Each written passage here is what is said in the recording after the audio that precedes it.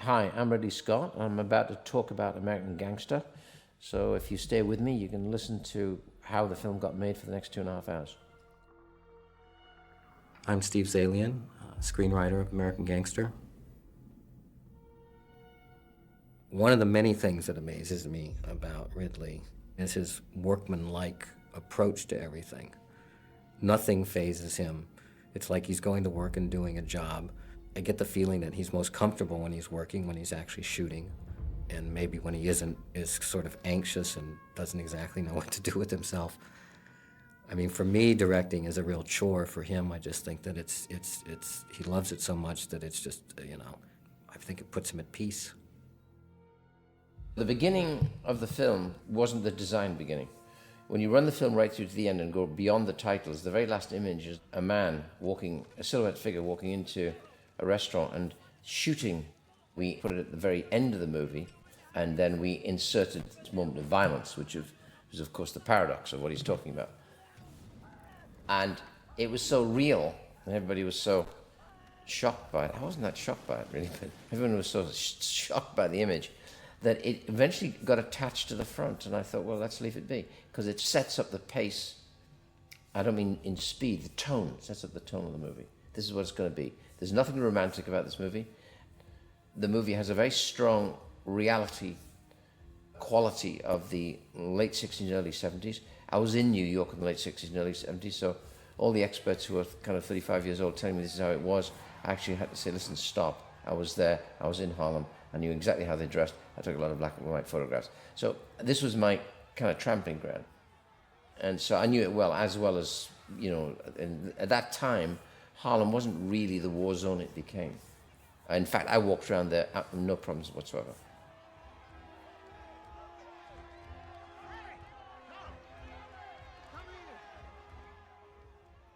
In those days, even out of the 60s, it was a period of kind of 60s was an era of, we believed to be affluent, was it? I don't remember, because I just worked. I don't remember I was working my ass off right through the whole 60s. So I didn't really experience the swinging 60s, I just remember working hard. But I only remember people would dress in that manner. If you went to a nightclub, you wouldn't see it on the street. And therefore I paid a lot of attention, as Janty Yates did as well, to the wardrobe, and which, because we are not in sets, we're on streets, and we're in environments which all have to be created. But because you've got one continual thing that's going to be right there in front of you at all times, that's the wardrobe. Therefore, the wardrobe, the costume on the actors were very carefully considered and were very reserved, weren't as flash as people thought they might be. Hence the scene with the brother, Chiwetel, where he says, what do you got on there? What do you call that? He says, I know it's a very versatile. This suit says, come here and arrest me. That was the whole point of the scene. Because the Bumpy Johnson character was a very discreet dresser and insisted on discretion, which is why he was so successful for so long. That's the way it is now. Nick Pileggi came to me. Nick, of course, is the writer of Casino and Goodfellas, and was a crime reporter back in the 70s. And he knew Frank Lucas. I think he covered his trial. And he came to me and asked me if I'd like to meet Frank and consider writing a script based on his life. So I did. So Nick and I got together with Frank Lucas, the Regency Hotel in New York, spent a few days with him, during which he talked about his life. And during the course of those conversations with him, he mentioned Richie Roberts. I was not really aware of Richie Roberts until then, and he was the cop who ended up arresting Frank. And so I got together with him. I thought it'd be good to get together with Richie, too. So we invited him to the Regency Hotel, and the four of us sat around at that point, and Richie was able to talk about both his own story and Frank's from his point of view. And it was during those conversations that I started to think that maybe this was two stories, parallel stories, Frank Lucas and Richie Roberts. I did about 50 hours of interviews with the two of them. I got together again with Richie in Los Angeles for another few days. And, you know, it was difficult because I had two separate points of view, two very separate stories, really, with characters who don't even, you know, come together in a scene until towards the end of the story. Their lives cross, but they're never in the same room together until towards the end of the film, and you know, so that was tricky. I found after agonizing over it for many months that it might be a good idea to try to write, in a sense, two scripts, one from Frank's point of view and the other from Richie's, and to then kind of correlate them and put them together.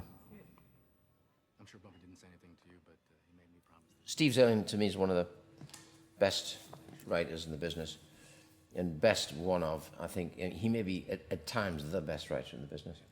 And I'd hung on to this memory of this particular screenplay from almost 4 years, pre-Kingdom of Heaven. I was reading it, he asked me to read it, to look at it, and I knew Steve was going to be a producer on this particular one, so I'd read it then at 165 pages. And it fundamentally stayed with me through two movies, and I gradually realized it hadn't been made. So, cut a long story short, I called up Mr. Grazer, Brian, who is kind of a friend of mine. He's even bigger friend now. I mean, so that was a good sign, making a movie that we're still friends. But I said to him, what happened? And he said, well, and he gave me the story, and that there had been two attempts, and there'd been a bill run up, and it hadn't happened, and it was reclining on a shelf. And so I said, well, I think, you know, I'd love to do this, and you want to do it. And so we then I just finished working with Russell. We got together working with Russell. Denzel was a little wary because he said, we've been here once, is this really going to happen? And I met with him and we talked at length, and gradually, bit by bit, we got into a position of being able to remake it. That was the preamble to all of this. A lot of that stuff, I was working off a 165-page screenplay, which I had to get to Steve and say, look, we've got to get down. With Steve, you know, we got down to about 20, 25 pages out. A lot of this stuff was in there. What I loved was the density, and people had got panicked by it, and had started to edit it out, you know, in screenplay form. And I said, no, you can't do that. This is on paper. I always trust, if I can get something on the script on paper, and I like it, and a lot of the time I will spend quite a lot of time with the writer, so I'm really beginning to live and breathe it. Once it's down, that's my blueprint. That's the blueprint for the building I'm going to build, and I stick with it, and I trust what went into the document. A lot of people don't. They get in, they lose confidence, and suddenly you're in disarray, and you're suddenly rewriting things. I do not like to do that. Guys, what do you want? Who do you want? First draft was probably about 160, 70 pages. Took 18 months to write.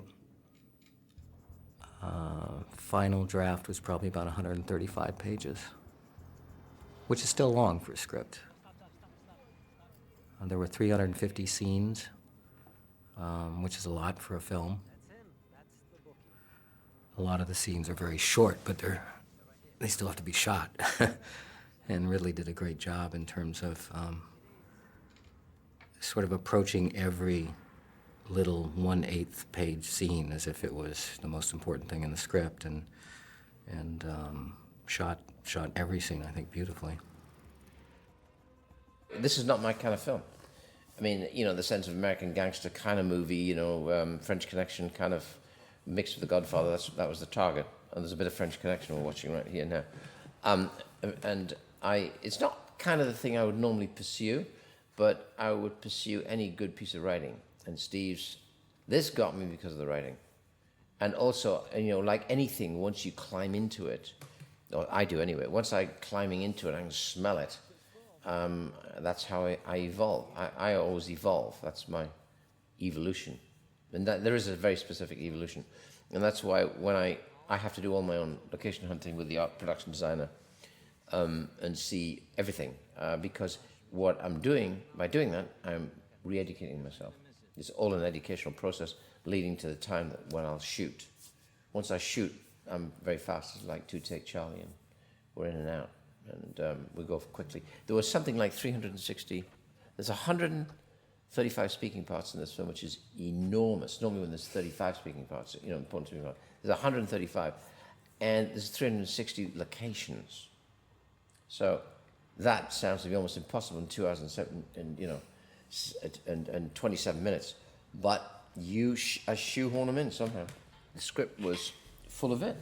And there was a bit of, because you get good actors, there's always a certain amount of movement, a certain amount of, ad-libbing is a bad word for me. It's not ad-libbed, it's worked out beforehand. Ad-libbing usually end up cutting out and ends up on the studio floor, on the editing room floor.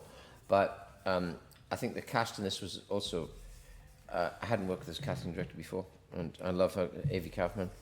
And so I wanted to keep everything so street. And because I don't live in New York and I'm not familiar with this world and this arena, I spent quite a lot of time with AV casting. But again, it's an educational process. I'm learning who's who and who's what, because half these parts are, 2/3 of these parts are 3-line, 2-line characters. And who's it said that once? I said, Scorsese, I think, said some words to the effect that, if you don't pay attention on every person in that scene, on the day, the whole problem will become about the person you didn't pay attention to when you were casting them. And you'll agonize with this weakness in the scene. And so you'll have the star standing there, you'll have 2 or 3 other actors who are significant actors all standing there, and while this poor little sod actually tries to get his line right. You must pay attention to everybody. Damn it, man. Did we ask for this? Did we put a gun to someone's head and say, give us your money? Richie Roberts is a paragon of morality, in the sense that he was famous and then infamous for giving back $1 million. That's a fact. What you see there is what happened. He gave back the money so he could no longer be trusted. And so John Ortiz's character, his buddy, kind of blames it. Addicts tend to always find something to blame.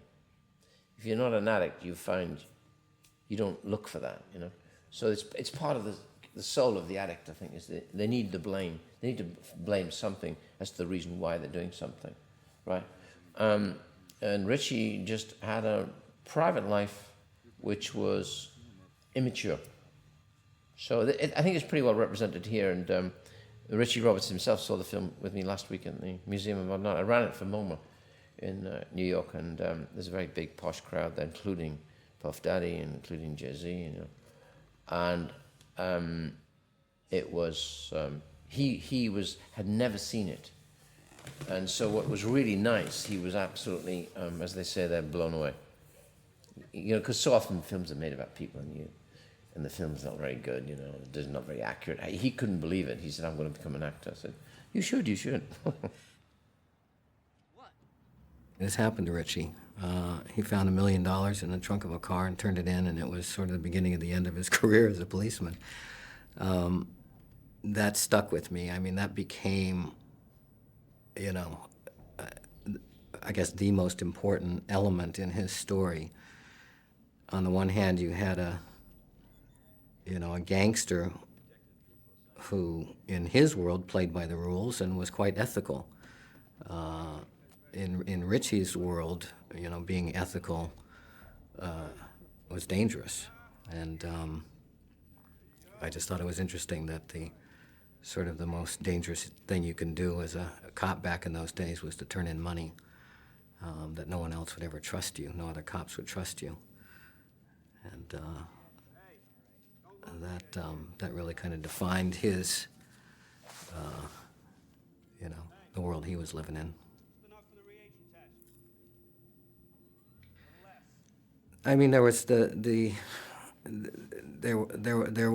was quite a lot of attention, on the New York police back in the early '70s. There was, of course, the Serpico case, and the Special Investigations Unit, which was a crime unit in New York City, had a lot of indictments for corruption. The Knapp Commission was investigating the police in New York. It was quite prevalent and quite well known. And It's a piece of history. This happened, 35 years ago. Walk down the street. Nobody bothers you because Bumpy was making sure. Half a key. Steve was very well researched. Then I met Office. This is the fourth for me and Steve. Steve's done four things with me. So Steve, I know, is always tremendously well researched. So we talk for hours. Then any doubts, I've got Nick Pileggi, who talked to him about that. And then finally I said, I got to meet Frank. So Frank Lucas comes in. I thought it was going to be 20 minutes with Frank. I was there for 5 hours on the first meeting. And I'll just talk to him about everything, saying, were you ever afraid? Why would I be afraid? Were you ever intimidated by what you were doing? Why would I be intimidated? So at that moment, I realized that Frank was a kind of rather special kind of person, in the sense of, I would describe him, I guess the good word might be sociopath. There is no remorse, there's nothing. And that's his business, and that's who he is. And he wouldn't even know what I was talking about if I was talking about remorse and guilt and all that stuff. He didn't care. So he was very interesting. He would tell me exactly how he got a passport, how he'd really mix it, how he came across the name Blue Magic, what it was like to fly into Cambodia at the time of a world war. Was he concerned about that? Absolutely not. Didn't give him a second thought. And remember that Frank comes out of his own jungle. He says, are you kidding me? I'm on a jungle here. It's more dangerous than me walking through the undergrowth in Cambodia. And don't forget, Frank purported to have been an executioner for Bumpy Johnson. Now, I'm not going to say the figures because it varied so tremendously that it sounds gratuitous. But he'd definitely been there, seen it, and done it. So those are collapsible needles, of course. I faked it. That's not real. But you get the really the ratty old needles because the drug addicts can't afford the proper. You don't die of heroin itself. You die of hepatitis, overdosing, dirty needles, sharing needles. Now you die of AIDS. The heroin itself, if you had a lot of money and you had a nurse to look after you and maintain you, and you could live by taking heroin like a jolly good cigar, I don't recommend it. But you don't die of, you'd have clean needles, it would be all laid out, and you would limit what you'd take, and you would become a real addict. You could become a terrifying addict, and what happens is, I think, poverty kicks in. You haven't got any money, suddenly you're living in some dreadful place, then you're using reusable needles, and then you're using sharing needles, and then you stop one day, and then you go back and take the same amount you took before, foolishly, and you OD. This cafe we built, I couldn't find, this is all set, this is a set. And just the cafe itself, not the street, of course. But I found that Harlem was disappearing in the way that I remembered it. And, the average brownstone now that would have been a slum 15 years ago, 10 years ago, is now a $4 or $5 million townhouse. And therefore, I'm actually, everything that the evolution into the affluent Harlem now, because Bill Clinton's got an office up there. Right? So I suddenly was finding it hard, so I found the biggest intersection I could find, which still had the remains of some of the big old brownstones that were in need of repair. And I chose a little shop that was absolutely destroyed. There was no one in it. And we stuck the set in it, so I'd be right on the intersection, because I wanted to be very public. And Harlem is not a funny little village. It's a lot of big, broad avenues. It's really strange. So what you see, when you see these wide streets, that's typically Harlem. At one stage, I always thought there would be narrow streets, like Soho, charming little district which had gone to rack and ruin with poverty and crime. It's not like that at all. It's not a big, late 19th century, rather grand architecture, because you're up near Columbia University, and that section of Manhattan at one stage was kind of rather grand. It had been built in a rather grand manner, whether they're apartments or houses. And they're also flanked by the park, so you've got the tip of the park up there as well. So it's a strange combination of being potentially beautiful, at the same time just got tremendously run down. So that all that was a set. Well, I had all the facts. I had too many facts. I had basically interviews with Frank that stretched back to his days growing up in North Carolina, through his moving to New York, beginning to work for Bumpy Johnson, his life as this top heroin dealer in the late 60s and early 70s, and then on into the 70s and 80s. So, really, I had too much information. The trick was to, with any story that deals with somebody's life, is to figure out which part of his life is the most interesting, or the shortest amount of time in a person's life that you can, really convey their story. So I started what I felt was as late as I could in the story, which was the death of Bumpy Johnson and Frank's, sort of the beginning of his rags to riches story, and ended it as early as I could, which was with his arrest. I've worked with Ridley a couple times before, so when we talked about directors, he came up right away, and I was very excited with the idea that he might do it.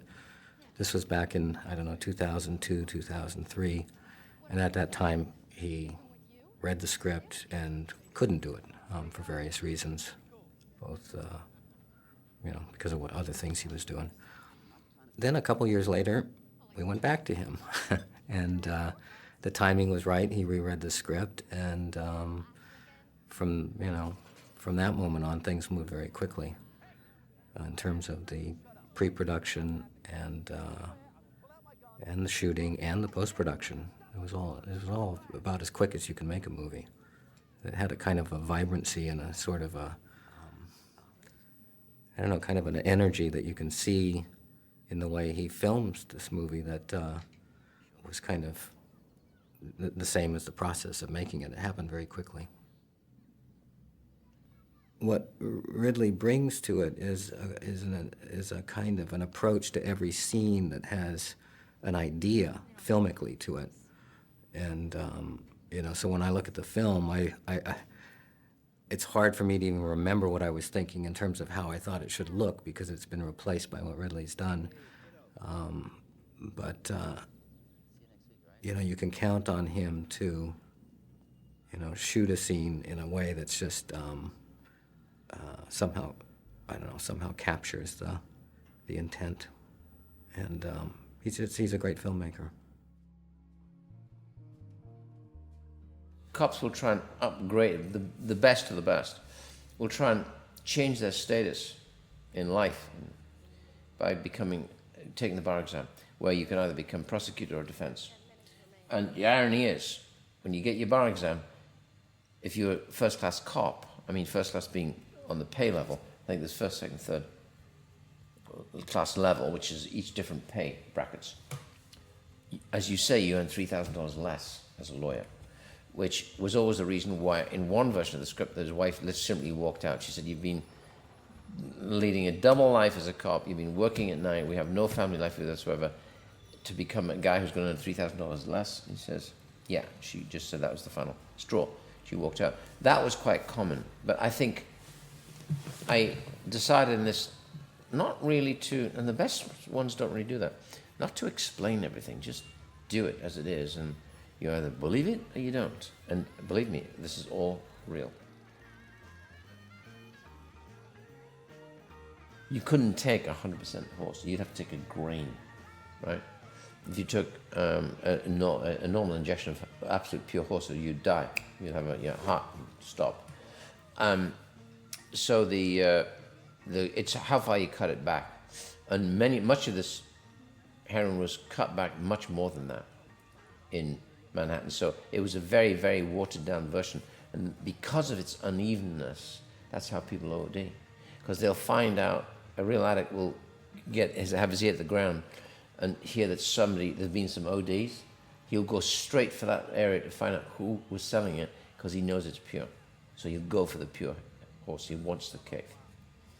And if he's smart, he'll try a little bit to see how good it was. He'll know immediately. Your body's like a barometer, of purity or less pure. He simply said, "I'm going to go straight to where it's pure. I'm going to cut out the middleman, get rid of the middleman." His big speech in Harlem when he comes back and brings the brothers, all the nephews and nieces up from North Carolina, he says, I've removed the middleman. That's a very simple move, but it's a big move. So now I've got 100% horse heroin, and I'll cut it down, because if it's at 100%, it'll kill you. So you cut it down to 5%. I think there's 5% real, and then the rest is lactose. It's chopped up and mixed, and it essentially is diluted to protect the customer. So he did something that no one else had ever done before, which was to go to the source, and that meant, going up into the jungle and dealing with the growers and the Asian gangsters there. The mafia didn't do that. He did that. And because of that, he was able to produce a product that was better than anybody else's, and he was able to sell it for less than anybody else's and still make a bigger profit than them, all because he brought the stuff in himself. He didn't have to pay off, people in the middle.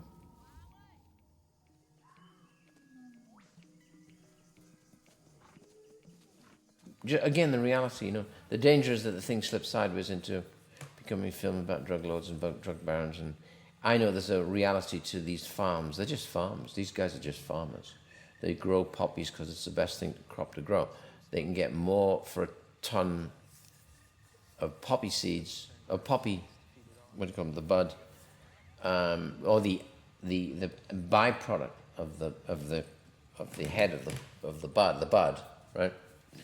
You can more than a ton of rice. So it doesn't make any sense until the government pay these farmers to actually, the equivalent, they won't stop growing heroin. They won't stop growing the poppy. Why should they? They don't necessarily take it, but they sell it. He was making $1 million a day in the late 60s, early 70s. So that's serious money on anyone's level at that particular time. I mean, it's serious money on today's money. Yeah. But in those days, it's shocking. It's shocking. It's a very simple form of capitalism and capitalism's capitalistic structure. When he, as we discovered in the film, we underestimated what they found in boxes, but we reckon about modestly $275 million in boxes. Now, $275 million in 1974, you could have bought Harlem more. You could have bought maybe, all the way down to 100th Street. I mean, it was, when you'd get one of these townhouses in those days for like $100,000. One of the things that's interesting is that, you have these gangsters, this criminal world where there is a certain code that they have. Certainly Frank had, and then you have the official world, the world of sort of law and order, and the military, which were complicit in his business. I don't think Frank Lucas could exist without that. So he was able to buy off the cops. He was able to buy off the military guys that he had to bring his dope in from Southeast Asia, and he paid his bills, and that's without that, I don't think he would have been able to stay in business. What he didn't count on was that one honest cop would make it his mission in life to catch him. So if Richie was dangerous as far as other cops were concerned, he was dangerous as far as Frank Lucas was concerned, too. I called Tony up saying, listen, I'm going to go in on this. I think I'm going to do this thing, American Gangster. The obvious choice is Denzel, obviously. What do you think? So Tony can give me the lowdown, saying, well, I know he was really up for it. He wanted to... he was very disappointed when it didn't happen. And it didn't happen for reasons that I can't even go into, because I don't know why it didn't happen. Twice it didn't happen. I think somewhere in there, someone wasn't being assertive enough on making decisions, and the budget was galloping, right? And something like this can easily run out of control. And so I, off that, and how is he? Because I hadn't really met him. I met him once socially, actually. And I just called him up, and that was it. Just go from there. right, Jay? That's the problem. Richie had a lot of adventures when he was an undercover cop. A lot of things happened to him.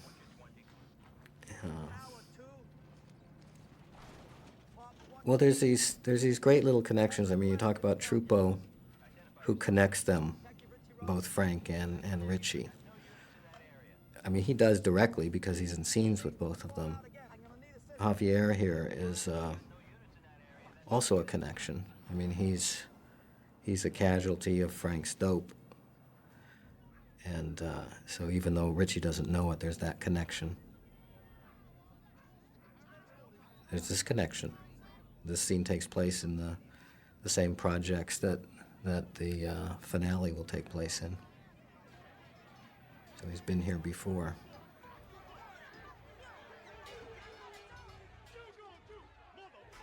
I'm about to work for the 5th time with Russell. I'm working with him right now, with Leonardo DiCaprio, where he's put on 30 pounds for me. He's 230 pounds.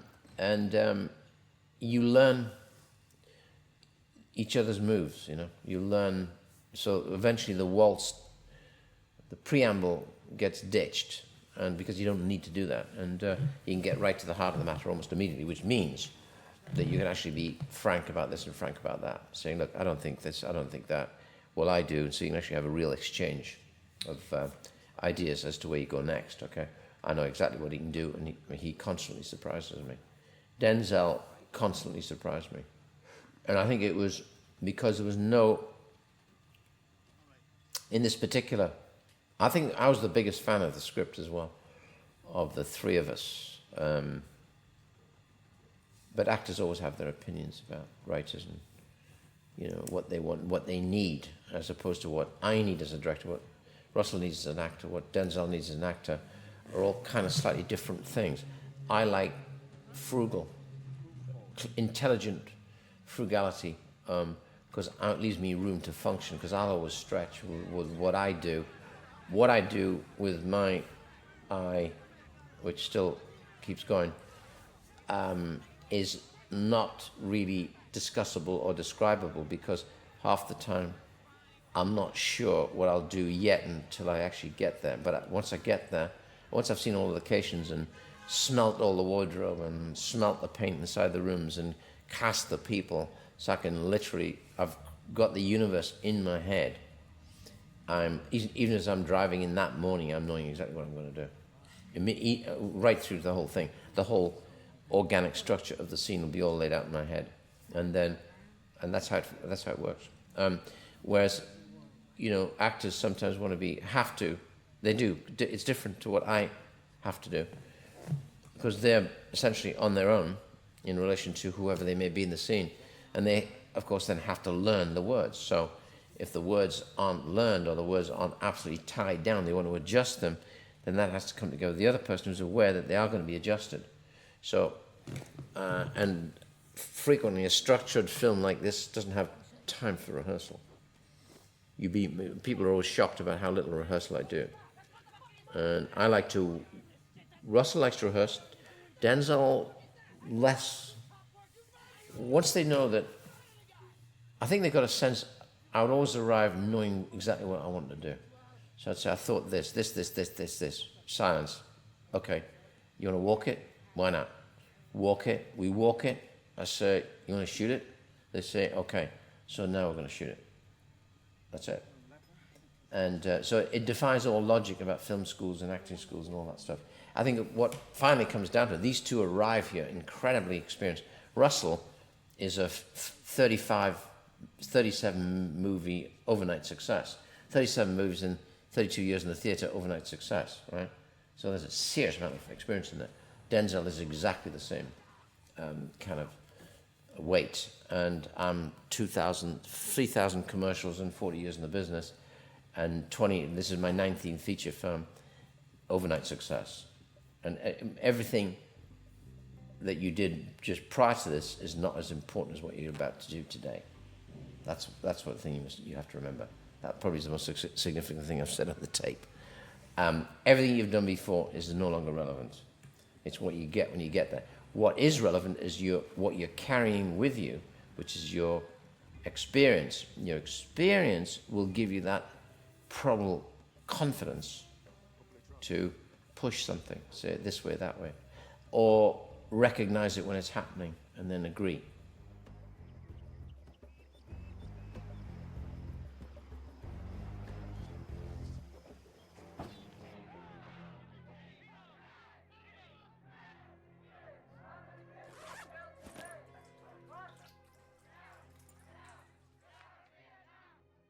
He's actually testing for purity, and by dropping in a combination of two liquids, you can see whether the liquid goes blue or stays as it is.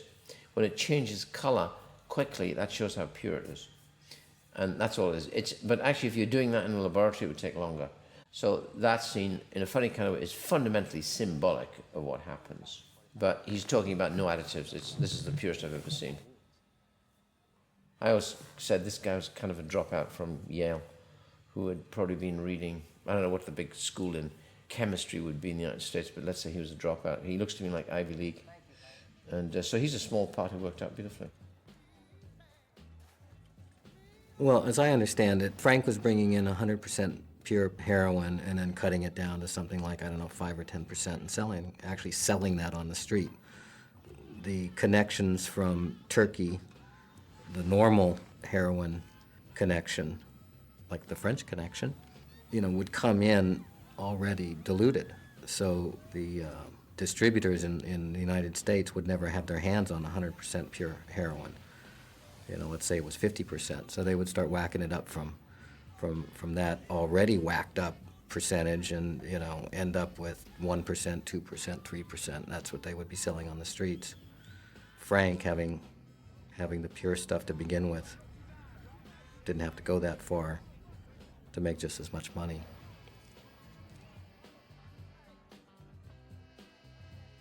Great casting in this movie. I mean, everybody from the lead parts to every extra. I think that Ridley, just a sequence like this. I mean, look at these shots. I mean, everything you see here is a separate setup, and it's, these things take time. I mean, how he was able to shoot 350 scenes in, I don't know what it was, 70, 80 days, I still can't believe. But he's so adept with the camera, and he so knows what he wants that he can, I guess, go in there and just shoot it once, shoot it twice, move on. He's got it. There was a time when, for budget reasons, I was being asked to cut this thing down, get rid of some of these little sequences. These things take time. Are they really adding enough to the story? These things don't have our lead actors in them. And thankfully, Ridley was very careful not to take those things out or not to shoot them in a way that would end up having them cut out. I mean, he approached everything as if it was the most important thing in the film. Every little scene.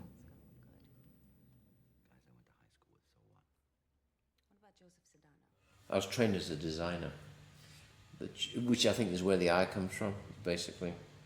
But fundamentally, I always choose my locations. Then long discussions with me and Arthur.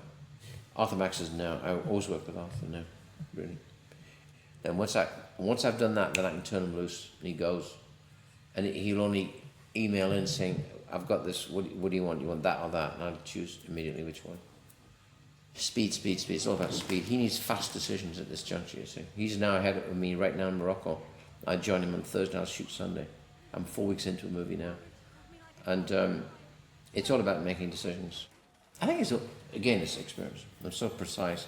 I can almost verbalize exactly what it should be before. So it narrows it down as having immense number of variations. It's narrowed down to 2 or 3 immediately. So I just got the impression at the end of the day, Harris was either trying to avoid me, or actually he didn't like to travel. Were you doing it? And I said, Morocco. Oh no. Were you doing? Oh no, I don't want to leave. And then I said, right, I'm going to get him for this. So I cornered him, saying in well in advance, I'm thinking of doing this. It's going to be in Manhattan. I'm going to send you the script, and let's make a movie. And so I got him up way in advance, and I think he enjoyed it. And so we decided to make this film. So when you see this graded, it's absolutely beautiful. We just shot it and graded it. We didn't digitally do anything. If you want to fiddle and be a computer nerd, do it. He said, but are you sure you want that? And I said, no. He said, you like film, don't you? I said, I love film. He said, me too. He said, I feel it's still in its infancy. And so there's a lot of corrective stuff still going on, I think. So you can't see it here, but when you see the print, you'll see. All he did finally was do what is laboratory now calls the Oz thing. It's a treatment where the developing print has a little bit longer in the bath, so it gains a bit more silver. And that's a very great simplification of what happens, but fundamentally you put in a huge amount of information into the blacks.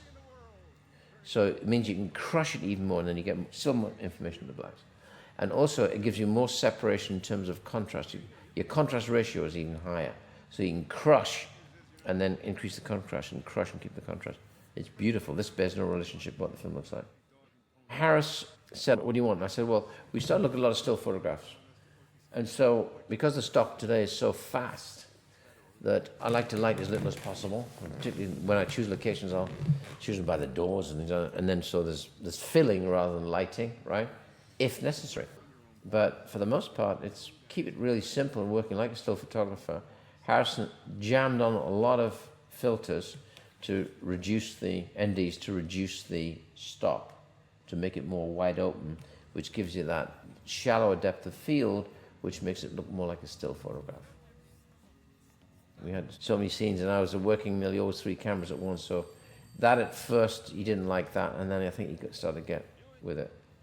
Harris is a 1-camera guy, and I'm anything from 5 to 11 cameras going, which drove him crazy initially, but I think he started to enjoy the pace we were moving. That's what really got him. He really liked the fact we move quick. And he comes with such a reputation that I don't even question. Trust.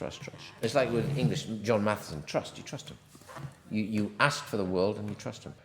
Yeah, I mean, I think that I always get the impression sometimes, Tony and I, because we are so,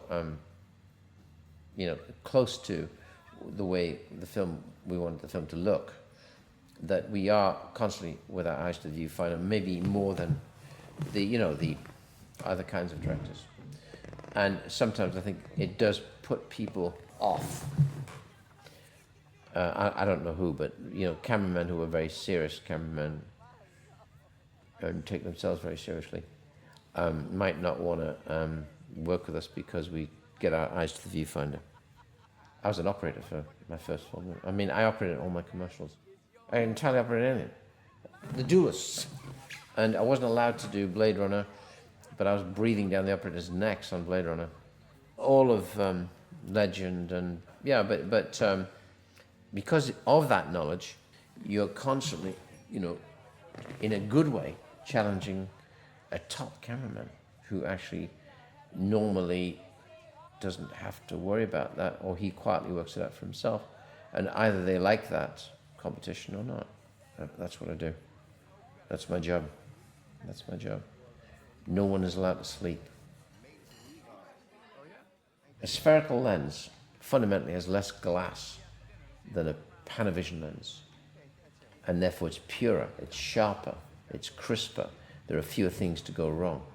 You try to work with a Panavision which has got enough squishes and squashes and glass layers on it to spread it and then contract it, right? It's you got more glass, you're going through more glass. So that's why if you do compare one against the other, one is marginally now. Today, there's some bloody good Panavision lenses now. But years ago when I did Alien, there's constant problems with these lenses. They were all over the place. 185 tends to be more traditional. Widescreen, 233, or Super 35, which will give you the same as 233, is a technical fiddle at the end. Today, it's a lot easier and more successful than it used to be. It was a bit of a pig because you could suddenly find you're going through 2 generations, you're losing, you're always fighting between your original show print and then the next phase is always 1 generation down. And of course, you like to be all single generation, but that's something you're always fighting. And as soon as I started to cast family, I suddenly realized that Mum didn't seem to have much of a role until I met Ruby Dee. And Ruby is this very celebrated New York actress who's now in her 80s, actually. I met Rube, and I suddenly realized, my God, she's going to be great. And so she evolved. We're only a few scenes. She was really cool, really great. From her, once you have that, then I have to suddenly really pay attention to all of them. So I've got in there. I was asked, would I meet some rappers, you know, hip-hop rap, Common, T.I., Riz. I was at first cautious about inviting what were musicians and singers into a process where they're going to be acting, and at the end of the day I just took a chance on it, and it worked out very well. Sometimes a singer will turn out to be really great because singing is performance, particularly when you're dealing with either hip-hop or rap. It is words, so you're watching a performance of a kind, you know, you're watching a musical performance, and so they just fell into it pretty easily. And you don't get much conventional rehearsal on a thing like this. I meet them very often that morning, or met them briefly, you know, like for an hour before, talk to them about what it's going to be. Then I bring them in, we've discussed the wardrobe, I go and visit them in the morning, talk to them about what I'm going to do today, and I hustle them together, and we actually do a lot of those scenes literally on the spot. That's why you got that kind of looseness and that freedom. And so each one took on shape and form as I saw different people. So eventually I was seeing people many times. So I was trying to form a team of who could be the nephews and nieces. And then once I got that, then I got to have the wives. And most of the wives don't have any words to say. So I'm casting blind, knowing it's quite dangerous because I'm going to go into a lot of scenes, and a lot of it's going to have to be kind of done on the spot. So there's a lot of that happening on the spot in that kind of area, and those little kind of scenelets. The backbone, though, by the time you get there, is all absolutely locked down. What's wrong? Y'all niggas ain't never seen Coochie before? Why they all niggas? So they can't steal nothing. All right. Most important thing in business is honesty, integrity, hard work, family. Never forgetting where we came from. It was one of the last few blocks in Harlem that exists, and so I did everything around here. That takes experience to say, I don't care. So you are what you are in this world. This man, Tango, had been a nuisance for a while, historically, if you really want to know the history of it, and therefore it was designated that Tango had to die.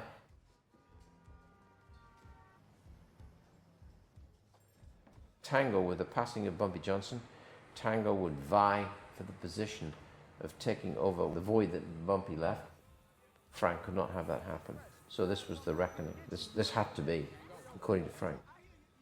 It's business. And Frank wasn't going to share anything. This is a guy from The Wire, Idris Elba.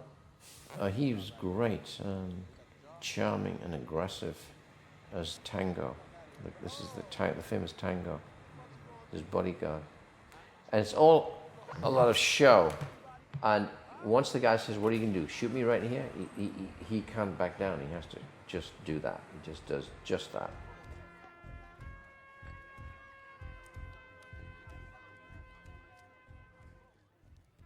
What's interesting, in the one version I'd heard that jar, which had a few dollars in it, laid by the body for hours before the ambulance came.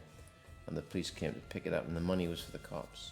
And nobody touched it, because they knew whose it was. So everyone, in a sense, was respectful, or afraid, I think is a better word, of the king. In Black Rain, I'm not doing period particularly. In fact, it was kind of modern at the time. Someone told me it was the same thing. It was modern. It was a cop who was, designated as a bodyguard who crosses the line into another social group, falls in love with a socialite who he's guarding. So they were contemporaries for the time, but so in that respect they were easier. And this one where you're saying, well, actually it's 70s, and you're saying, it's period. So you're looking and saying, well, why is it period? You say, well, actually it's 1969, 1970. So it means I can't steal a shot because I'll always have a modern SUV in it or something. So everything has to be set up and controlled. And also because New York City is now starting to look quite cosmetic, I'm having to find all the areas that still could be seen as the war zones. No, I didn't, so here I am, and... They're tidying this up now. As we were shooting, they're already tidying it up. So it's disappearing fast.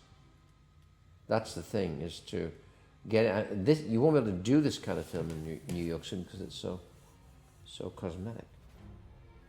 The boring things, like if I've got a unit of whatever it is, 350 people, personnel with all the backups of the toilets, the trailers, the makeup, the food, and you want to move, you're moving a wagon train of vehicles. Then you've got to have places to find them to park. You've got to pay for the parking. You've got to have movement control. You've got to have police. So the transport manager on a film like this, it's enormous. The logistics are enormous. So whenever you don't have to move, don't move. You know, it's like it's a constant, you know, choice of which do you show? Do you show the event or do you show the discovery of the event? That was one of the hardest things, I think, because you see Frank, you know, doing what he does, and that's interesting. Then you have to show Richie discovering these things. So, and that was tricky. That was what made me have to write these two scripts, was because I couldn't, as I was going through it, decide, you know, which way I wanted to go with that. Whether I wanted to see something from Richie's point of view in his investigation or from Frank's point of view of actually doing the thing. Back in those days, you know, this was pre-CSI. There wasn't a lot of, I don't know, procedure. There wasn't a lot of evidence. There wasn't anything that you could run tests on. What these guys did more than anything else was sit in cars and watch. They followed guys around. They tried to make connections between, you know, this guy on the street and the guy that that guy goes to get his supply. To me, that's great procedure, but it is often guys sitting around in cars. I think you think about a film like French Connection, which is also dealing with that kind of investigation. It's what they did.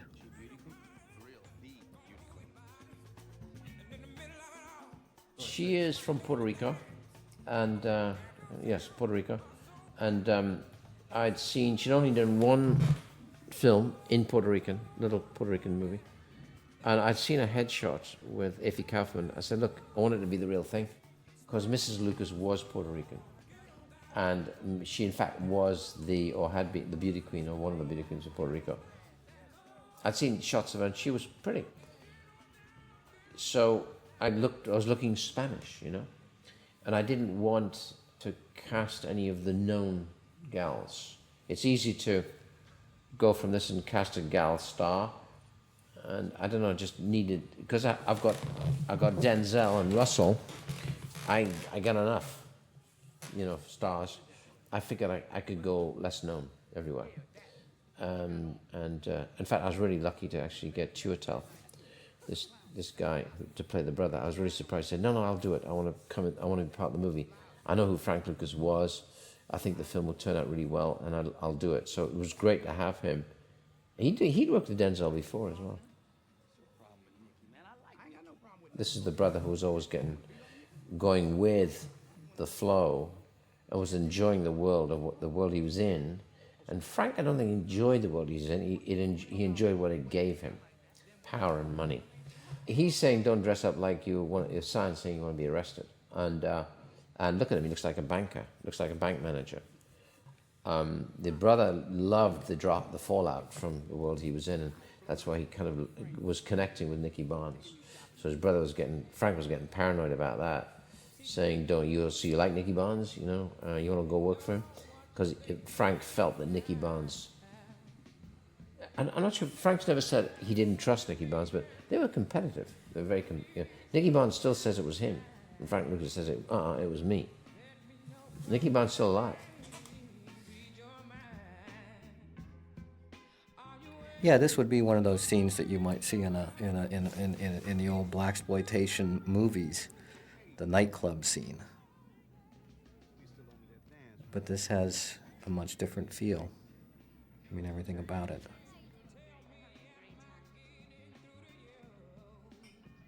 The approach was so kind of down to earth that I was trying to write something that could happen, or something that did happen, and rather than trying to write a finished movie with music.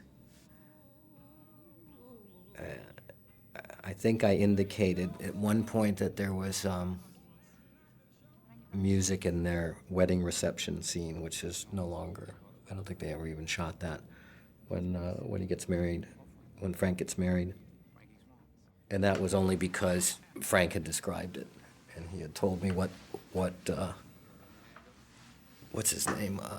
Is it Lloyd Price? Yeah, he sang there at his wedding reception. So I put things like that in if they were actually, mentioned by Frank or Richie.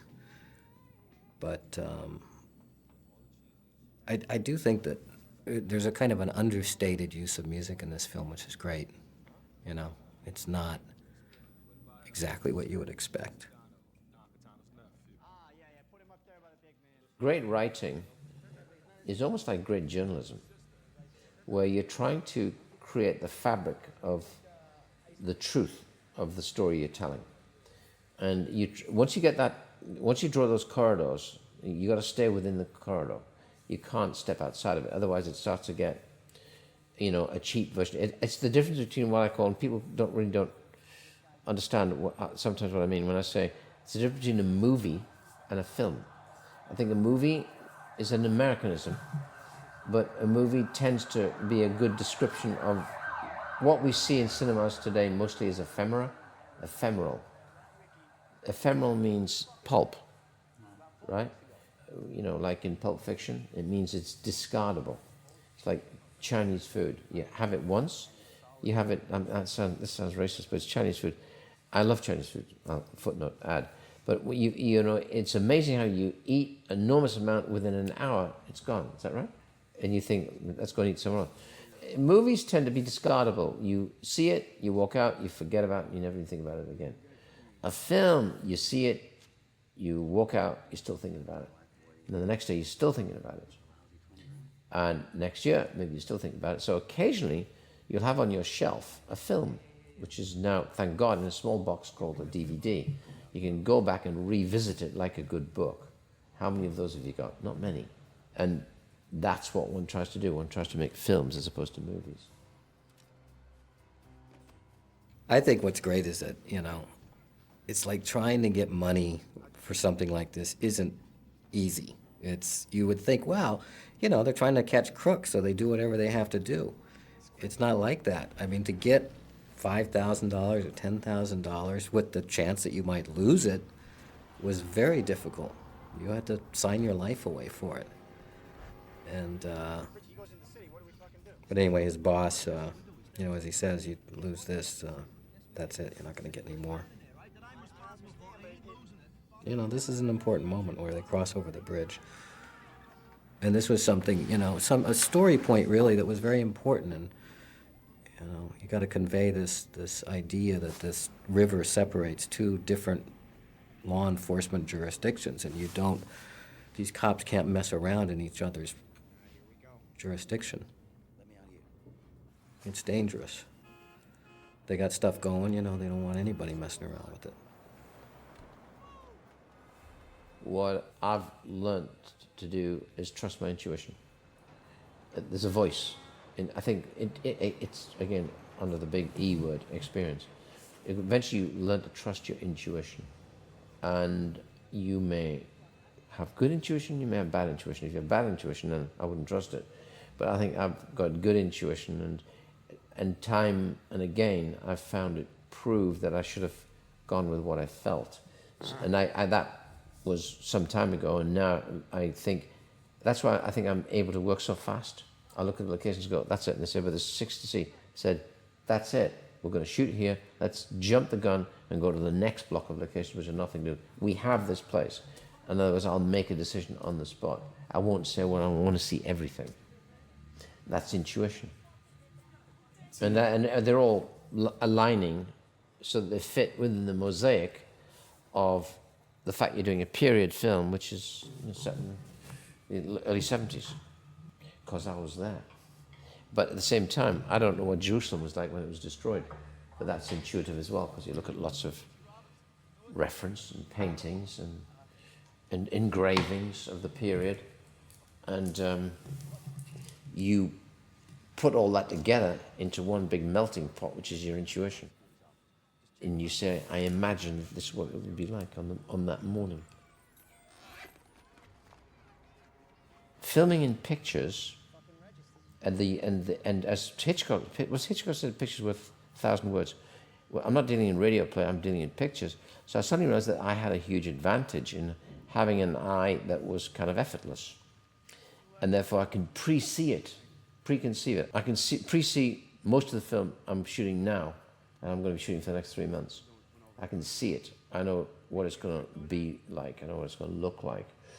And that's a kind of funny organic memory process. And yet I've got no retention for names, but I've got a huge retention for places and locations. I can still draw the house that I used to play outside of when I was 6 years old in Hartenhouse Road in South Shields. I can still draw that and remember the grass and the trees. It was on a corner, it was in a cul-de-sac, and I can draw it. So that's a different kind of brain, right? Which is, in this case, incredibly useful because I'm in the business of movies. And what you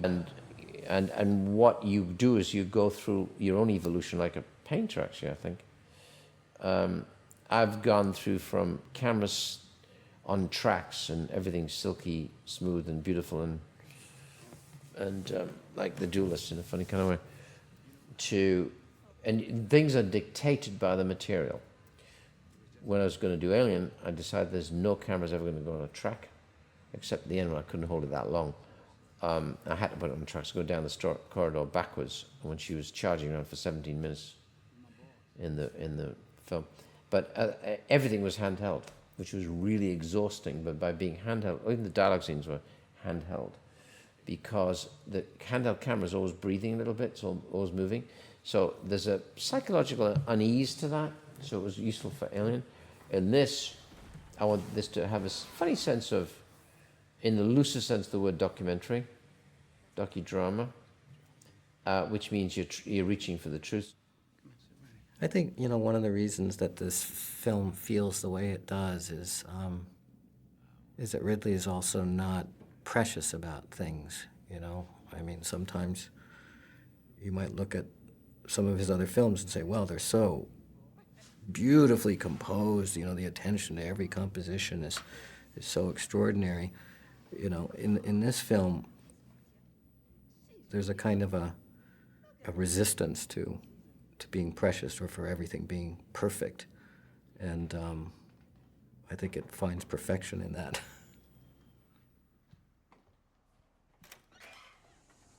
Mr. Roberts, I'm here for our appointment.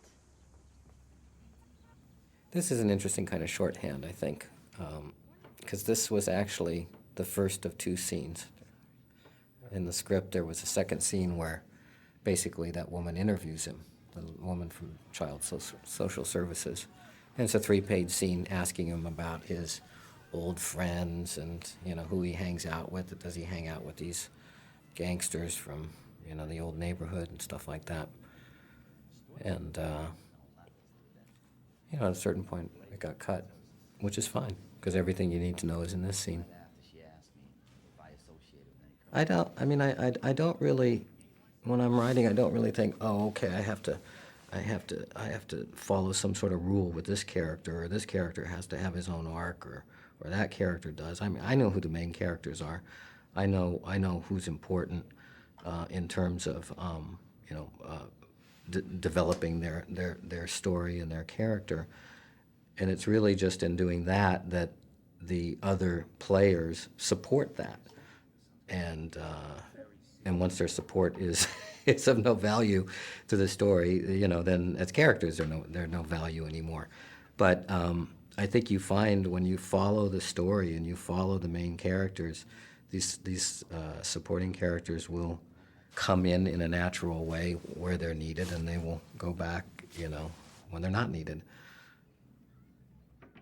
I learned about music, which I hadn't really paid much attention to, other than cursory view on doing television commercials years ago, when by the time I did The Duelist, I must have done 2,000 commercials. And they were always musically driven, but I hadn't really thought carefully about it.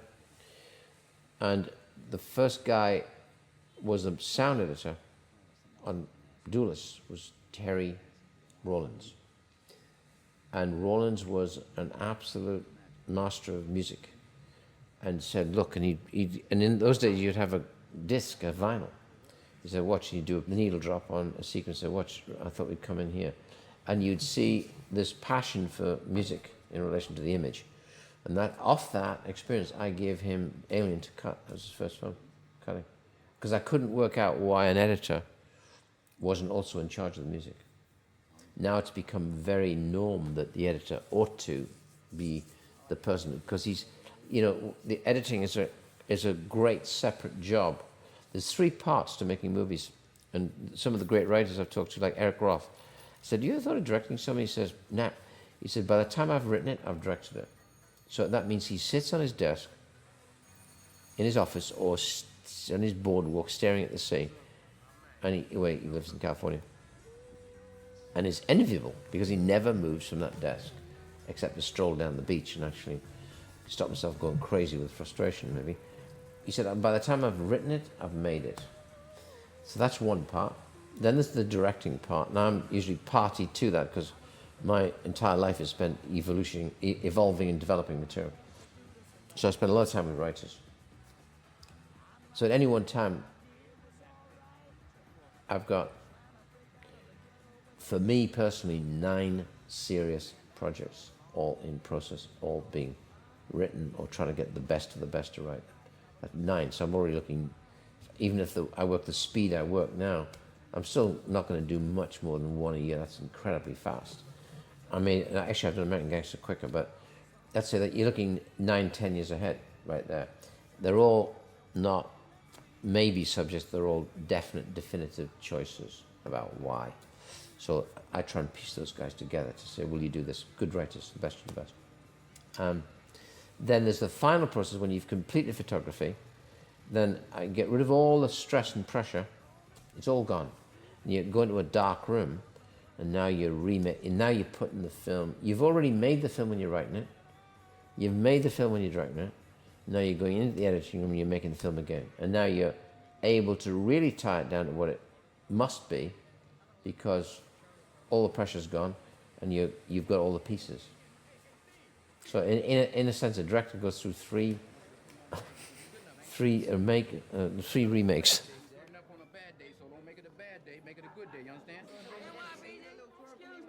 Steve does write long, so a lot of the times I know the scene's going to come down and do that. I'd rather have it long and then find a way of trimming it back in the editing room, because you can, particularly the way editing has become nowadays, that editing has transformed itself into really inventive and evolved communicative patterns, where you don't have to have a person stand up, walk across the room, put their hand in the door, open the door, and walk out. That doesn't happen anymore. I could cut right in the middle of our sentence and jump in the sentence to the end. So that evolution has occurred, which is good, because it then means you're less agonizing about continuity. If you were 20 years ago, it's a different way of thinking. I think commercials did that. Rock videos did that. They adjusted the process in the way we edit films. I stay away from sets. I find that a writer is the last person you need on the set. that's my point of view. I find that it's frustrating because there's not much you can do. There's not much you can do to help if things aren't going well. You know, the problems that are going on a set are different than what a writer might be able to solve. And if there is something that needs some work, there's email. And I did some writing during the production, but not very much.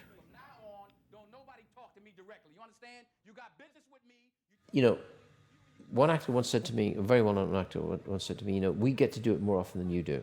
I said, yes, and that drives me crazy. I said, but because I am stuck with a movie for a year after you have gone, or 8 months after you have gone.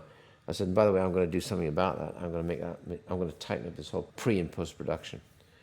And but they're right. An actor will do fairly effortlessly, unless he's a big star, 3 movies a year. Because if like Carla Cucina is, let's say, is a week's work. She may do that several times, plus a play she did on Broadway, plus 2 movies which are, so they're able to evolve and experiment by doing it. As you do it, you're experimenting. With a director, you're kind of stuck with one project for a bit, and that's always been my biggest frustration. Come, Ava. I'm sure you're dying to see the rest of the house. Denzel is a great preparationist. Absolutely prepares. Absolutely knows everything. Absolutely knows his lines. You'd be amazed how many don't. And that's all homework. That is all homework. It's about sitting there and really doing the job. So that when he comes on set, he is free to do what he wants. And I enjoyed working with him because he was so prepped that when he's prepped, and they're both prepped, it gives me some freedom. So I may come in knowing what I exactly want to do, what I want to do, and persuade them that this may be the way to go. But I can leave myself wide open for them to say, I don't want to do that, can we not do this? But that rarely happened because they seemed to, like the way my suggestions were in terms of saying, let's do this, let's do that. There are occasional discussions, but I think we're moving so fast that I've also discovered that actors love to move fast. When they feel they're really achieving something, you can really start to see them enjoy it. And we got through a lot of stuff, so there's a lot of material in the film that's somehow jammed into this 2.5 hours. Or 2 hours and 27 minutes, I think. And you sold it wholesale. See, we could work. We could do some distribution. You can't smoke. Somebody faking a cigarette can't. If you've never smoked, it always looks like you've never smoked. So Denzel loves his cigars. Great cigar. I was a big smoker, actually, for years. I started smoking when I was 8. I'd be in an air raid shelter smoking wood mines, and we like a bit of passing cloud and creme de menthe, 8 years old. Like the smoking thing is, the problem about smoking is I really like tobacco, and it wasn't a nervous knee-jerk oral compulsive need. I really like tobacco, so I started on Marlboros and things like that, and gradually ditched them and got to Monty's, because access to really good Cuban cigars. And a good cigar is like chocolate. I mean, I'm not a chocolate fan, I'm more of a cigar fan, but I collate it to chocolate because it smells like it's going to taste. You know how coffee smells great and doesn't taste quite as good? And tea kind of smells, again, tea smells good and doesn't quite deliver. A great cigar, smells good, tastes good, and by God, it makes you feel good. It has a richness to it, okay? You're not disappointed by the wonderfully thick taste and smell and aroma of a great cigar. The fatter the cigars, the cooler the smoke. The Robustos are fundamentally the thicker, the key is the thickness. It's not the length, it's the thickness. So if you're in doubt, or you get a short, fat cigar, which is a Monty or a Cuban, real Cuban, you're going to be fine. But Denzel's a big cigar smoker, and he loves to. Frank would smoke Cubans all the time. So he was the reason why it was the end of the importation of the Cuban cigars from Havana. You know that? Oh yeah, it's one of the big things. He said no more Cuban cigars because he would affect that whole industry. Needless to say, I think he'd ordered about 10,000 boxes just prior to that thing. So he had them in the cellar somewhere. You know, the thing about Richie's investigation that was interesting was he had the evidence. He had blue magic very early on. The investigation, you know, the purpose of the investigation was to find out first, really, who was selling it, and then secondarily, who was bringing it in. He didn't think that that was the same person or the same group. It had never been before, so it was not something that he imagined he would find. Frank was very cautious. He was not ostentatious. He wasn't one of these superfly kind of gangsters with flashy clothes and jewelry and big cars. He lived very quietly, like Bumpy Johnson had. And, you know, so he was pretty much invisible to the police. So Richie had to follow the trail from the street, from, you know, one bag of blue magic on the street to who the supplier was, who the distributor was, and finally led him to really first to Frank's family, and then after that to Frank himself.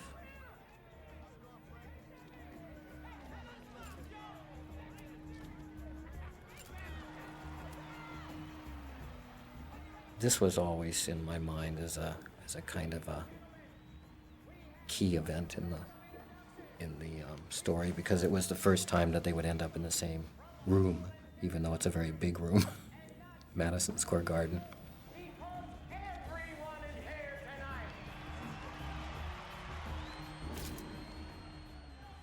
Josh Brolin was the biggest single surprise to me in the whole movie.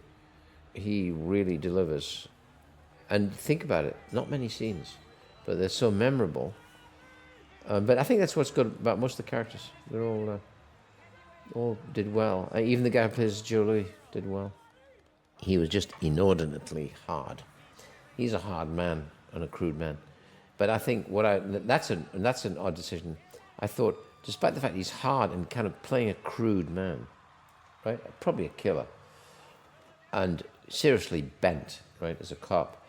Because of that, I'm going to give him a stylish house. So, oddly enough, he had, it's not my kind of house, but I gave him that 50s, good example of a 50s house, where he actually has his car blown up, and in a good neighborhood. They said, well, what do you want to, and that's where you go with your intuitions, go, you know what, I'm going to move him out to the sticks, I'm not going to stick him in Staten Island, I'm going to have him in a rather nice neighborhood, because he's got enough money, because he's on the take, to live better above the grade. And God help anybody who even asks. They wouldn't dare ask. So out of that, I saw this 50s house, so this is for Josh. And he was tickled when he went in, oh, I get it. He said, this guy would love to be in Hollywood. And I said, you're absolutely right. He's kind of flashing. It's Hollywoodized. That's where you get the car and then the Rockefeller. And actually, even in the room, you've got a small baby grand. And interestingly, it's minimalist. So he's very neat and precise. So that's why I thought when he stands up off the bed, the cup of coffee spills, that's a big deal. Something terrible's going down. So those little things are just thrown in on the morning. The curiosity about how does he get a seat like, how does that guy get a seat like that? And that guy's not on my radar. I don't know who he is. But to me, it was more about where he was sitting than anything else. So I go to the limo service, find out who's this guy. You pay him some money. They say, well, actually, the bills are sent to Staten Island, you know, or Teaneck, which is a kind of posh middle-class district. But the car delivered him to an apartment in Manhattan. So immediately, and you know, most of police watching isn't spectacular, it's watching. It's constant vigilance, diligence, and eventually you'll get cross wires, something will cross-collateralize and you get a lead. That's what it's about. There was no great revelation in this. The studio kept saying, but there's no great revelation in this where, you know, we get the bingo. That must be Frank. I said, that's not how it happens. how it happens is close proximity, constant diligence. At some point, you're going to get a lead. But will that be interesting? I had to say, yeah, of course it'll be interesting. I love the fact that his downfall came from love and not something else. He adored his wife. He wanted to make her happy and inadvertently kind of ruin their lives. Well, what he was thinking was pleasing his wife. His wife had bought him a chinchilla coat, and he loved her, and she wanted him to wear it, and he thought it wasn't such a great idea, but he did it anyway, and then realized a little bit too late that that was the dumbest thing he could do. That was the beginning of the end for him. You know, here again you have the cops and the gangsters, and it's hard to tell which one is which. But this man, I have this cheek to actually do this, which is courage actually to do this. On the day of his marriage was stretching it. And Trupo is a fictional character, but he's representative of that kind of cop from back in the 70s who was on the take. Yeah, Trupo causes problems for both of them. That's what's great about him. He's a thorn in both of their sides, you know, I mean, his greed is just too much, and he's threatened by Richie's honesty. I mean, that's his undoing finally. But no, he is a great villain. Good casting too. He was a very good casting. He's great. I never questioned this because I like the idea so much, so I didn't want to question it. But I'm not sure it actually happened this way or whether it was an evolution of Steve's. But I think there's nearly always a figment of truth in it, and the fact that Frank Lucas burnt the coat may have followed his wedding, but I think it may have followed more the night out, the fight. And he felt vulnerable because of that coat, because it was not part of his own signature. And the coat, which was a gift from his wife, in those days cost maybe, I don't know, $50,000, which is a huge amount of money for a coat even now. But then it was absolutely inordinate. Sable, yeah. So he always attributes the weakness, the crack in his armor was this coat. And I looked into it and I thought, no, I didn't think it was the coat. I think it was where he was sitting. That's what I turned it into where he was sitting. The importance of his seat. Second row, better seat than Tony Beardo, who was the gang boss. He's got Joe Louis with him, and actually he stands and shakes hands with Muhammad Ali.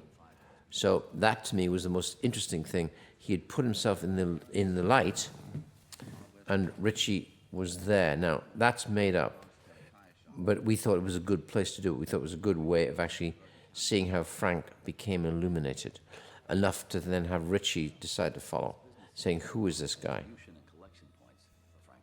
So he had lots of businesses which were fronts as distribution collection centers.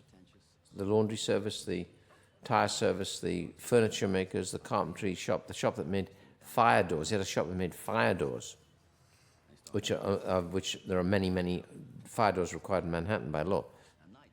So people would walk in as customers and deliver heroin, pick up heroin and then come back at the end of the day and give them money. Ball players, friends, musicians, never with organized crime base. Sundays, he takes his mother. It was months and months and months of agony. I can look back on it now and laugh, but it wasn't funny at the time.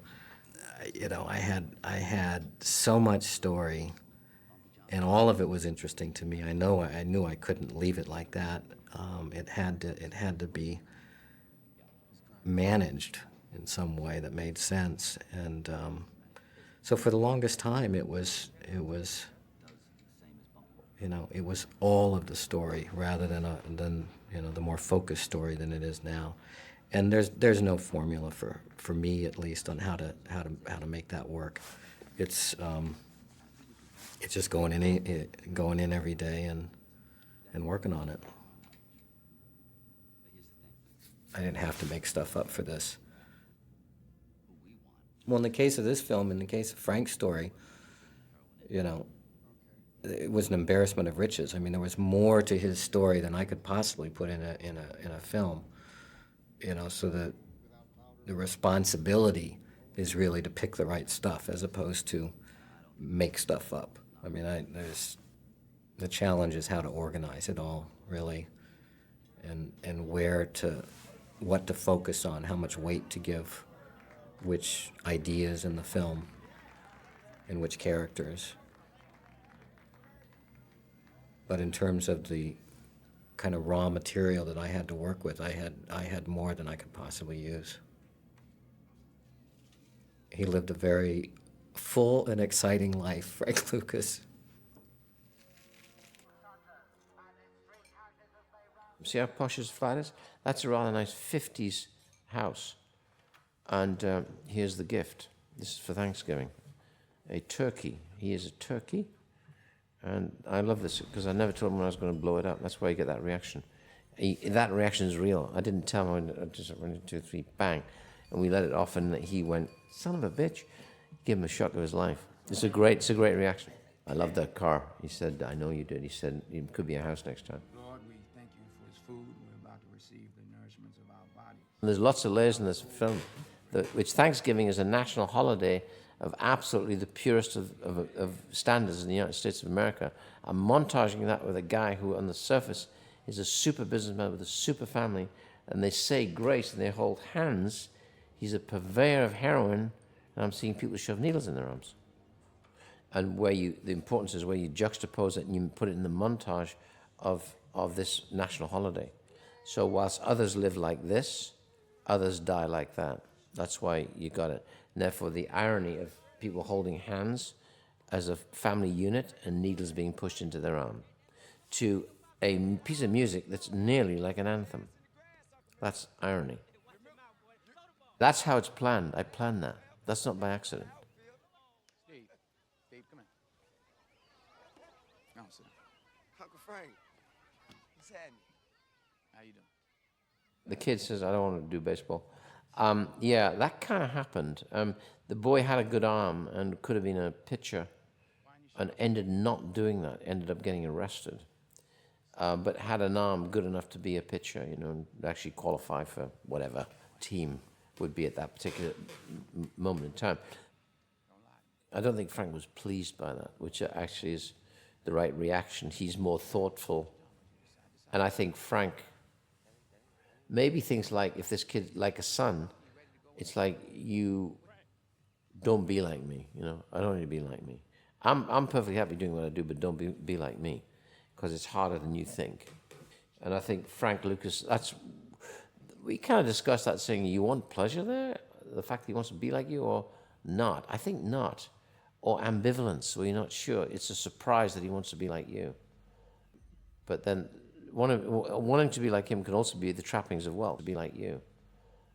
But then wanting to be like him can also be the trappings of wealth, But that being a very successful baseball player, you haven't got that kind of money, but you got nearly that kind of money. In the 70s, they were starting to get quite well paid. But Frank wanted to keep the kid pure, and we used that in the plot, where that's on that day they keep the kid out of it, and except that one night where he makes a mistake, and Richie says, that's what the Lucas kid, the kid with the arm, the baseball kid, where he's the guardian of the truck, and all he's going to do is drive in with maybe $40 million worth of heroin. Yeah, everybody's good, Nick. Everybody's happy. Charlie, Baz, the Italians, Johnny Lowe, everybody's happy except you. Denzel spent time with Frank too, and I can look at Frank. I can look at Denzel and see Frank in him. I mean, I can tell that he has met with Frank Lucas in terms of the way he carries himself, and I don't know, just he really did embody him, and that you can only do that by spending time with somebody and I don't know, absorbing who they are.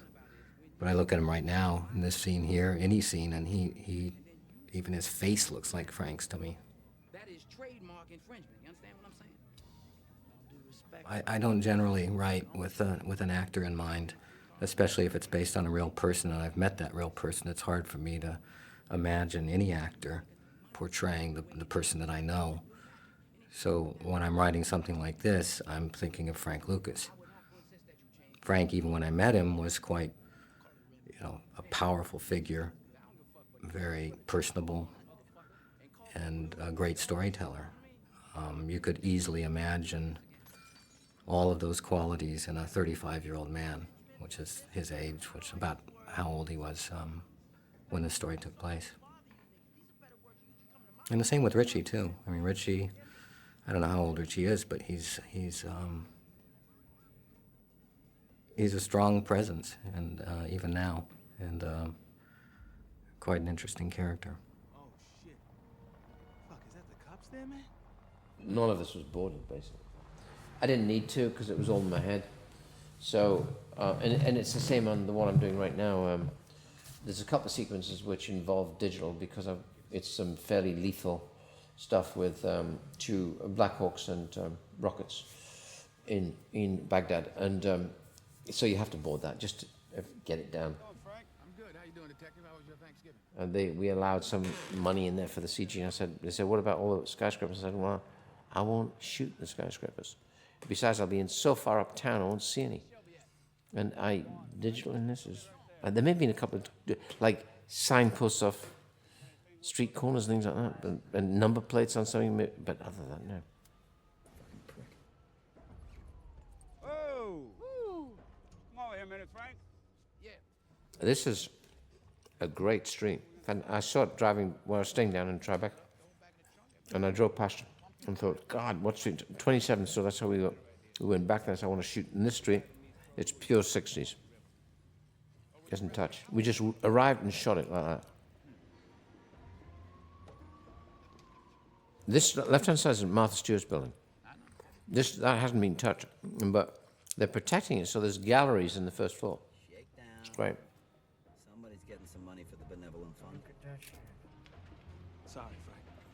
I ain't gonna get in the car. You ask a guy to talk about his life, it takes a couple of days before you really even get past the obvious stuff in their life, and they start remembering things that they'd forgotten about, and that only happens if you get somebody talking for, like I say, hours or days. I mean, first of all, Frank doesn't speak in chronological order like anybody would. His thoughts would dart around from this event to that event to, forwards in time, backwards in time. Nick or I would have to ask him questions to get him on certain subjects. There were certain things he didn't want to talk about. There were certain names he didn't want to use. There were certain stories that, you could tell he'd told before. So it was a kind of this mass of information with no form to it. Same with Richie. So I had the same mass of information from Richie. And some of it overlapped, but not much of it. I mean, compared to each other's, each of their lives, the part that intersects is not that big. So I transcribed every word of those interviews, and that took weeks just to do that. And then kind of stared at them for weeks. And then, basically, I work with an outline that's very broad to begin with, and I start to know kind of the key events and the obvious events, which are probably the obvious things that they talked about. You know that you're going to have to go to Vietnam. That they're going to come into contact with each other at a certain point. I mean, I didn't know for a long time that the $1 million event would become so important in the story. That became the focus, really, of Richie's story. That became the symbol of Richie's story. But it didn't just naturally happen that way. I mean, it was one of 100 stories that he told. You would think, oh, well, that's really dramatic. Well, a lot of other dramatic things happened to him, too. I'd say it was probably, and I'm not proud of this, 6 months before I started actually writing the script, when I felt comfortable enough that I knew where the story was going. Won't do that. Richie, come on, I'm not taping it. How do you know? Because we're friends. That's one of the things that was interesting with Richie, is Richie grew up in a neighborhood full of, guys that went on to become wise guys. And he'd get together with them on Sundays and play, softball. So it's an interesting thing. When you've got you've got cops and you've got gangsters, and they're on opposite sides, but they have a lot in common. They come from the same place. Yeah. You tell Maria I had to leave. I'm sorry. Tell her why. And when I first heard the story from Frank, you couldn't help but think of some of the films from the 70s that were made, the blaxploitation films. I thought right at the beginning, wouldn't it be great if we could make, one of those kinds of films, but do it seriously. Don't do it as the joke that, or the kind of the over the top approach that those films took. So I treated this very seriously. I mean, everything I felt, had to be real. I mean, from the beginning, that was the approach. It's very down to earth, the approach is very down to earth, from the writing, I think, to the serious, understated acting, not over the top, and the approach that Ridley used to shoot it. It's not fussy. It's not elegant for elegance sake. It's elegant in its kind of grittiness, and that's something I'm very pleased with. I think he just nailed it in terms of its style. Sorry, it was never enough. His life doesn't allow room for kids. She says it to him in the park. She said, Richie, you don't have room for us. He realized that she's absolutely right. And, he lives the life as a cop, and which, needless to say, he probably loves this life, this insecurity and this unknown quantity. Every day is different. It's a very exciting job, being a cop. You're not paid much money, but it's a great job. And been honest with me. Or don't take it, I don't care. But then don't go cheat on me. Don't cheat on your kid by never being... The temp score is purely to drive it, like Terry Rawlins. You drive the bus with a temp score, and then what very often happens, like the temp score on Blade Runner bore no relationship to what Vangelis did, which is very often an interesting, underlying statement about a great musician. Vangelis, we had a very good temp score on Blade Runner, and what Vangelis constantly surprised me, and with what he wanted to do. And I'd go to him at night, edit during the day, I'd go to him at night in his studio in Marble Arch, and he would say, I thought of this, and it would be nothing to do with what we'd done. And sometimes it is, any musician is going to be independent. They're not going to follow a temp score. They may follow, the fundamental drive and rhythm from a temp score. The temp score will generate in a good way. Great temp score will because don't forget, you're choosing from the best of the best. If you've got a good ear, you're choosing from whatever, and you're not paying for it. You're choosing the very best of pieces of music, and a very sophisticated temp score. You're trying to have it stylistically feel almost as if it's from the same composer. Mostly it's from 9 different kinds of composers, you see. But that temp score is important because you're going to preview with it. So you're going to have to be selling the movie, not with just driving music and all that stuff. You're going to try and get music that underscores the period, underscores the drama, underscores the melancholy, and the high points. And that's constantly trial and error. What do you think of this? What do you think of that? And you learn to get very specific about it, about why not. And then if you can identify why not, you can very soon start to identify, well, exactly what should it be. The music in itself is another arena completely. It's another form of writing. Kids through college and the National Merit Award. You want them around here. This is different, though. These special investigative unit, that's their problem. Mark Stridenfeld, second time up, was my music supervisor, did the good year. And I think did fantastically well on this. Because it's hard. You could have gone, shafty. Or, super, whatever, yeah. And that's exactly what I didn't want to do. Can you hear me eating? That's right. I'm having a biscuit, okay? Right. And we made a conscious decision not to go that way. In the same way, The Godfather by Francis's father, the soundtrack, Godfather track. Francis Ford Coppola's father. Carmine Coppola, wasn't it? It wasn't, I don't think it was Nino Rota, was it? Yeah. And then the dad did the music for Apocalypse Now. So they chose, I don't think that music was written, that was a classical Sicilian piece of music that they really locked into, and that's a clever choice. They'll lock in whatever works, whatever it takes to work. We couldn't do that, because, what is gangster movie of the 70s?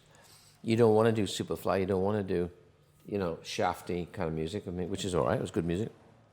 I don't want that. I want something which will underscore the gravitas and the importance and the scale and I wanted to get a sense that the funny kind of way the film feels slightly epic, biggish, right?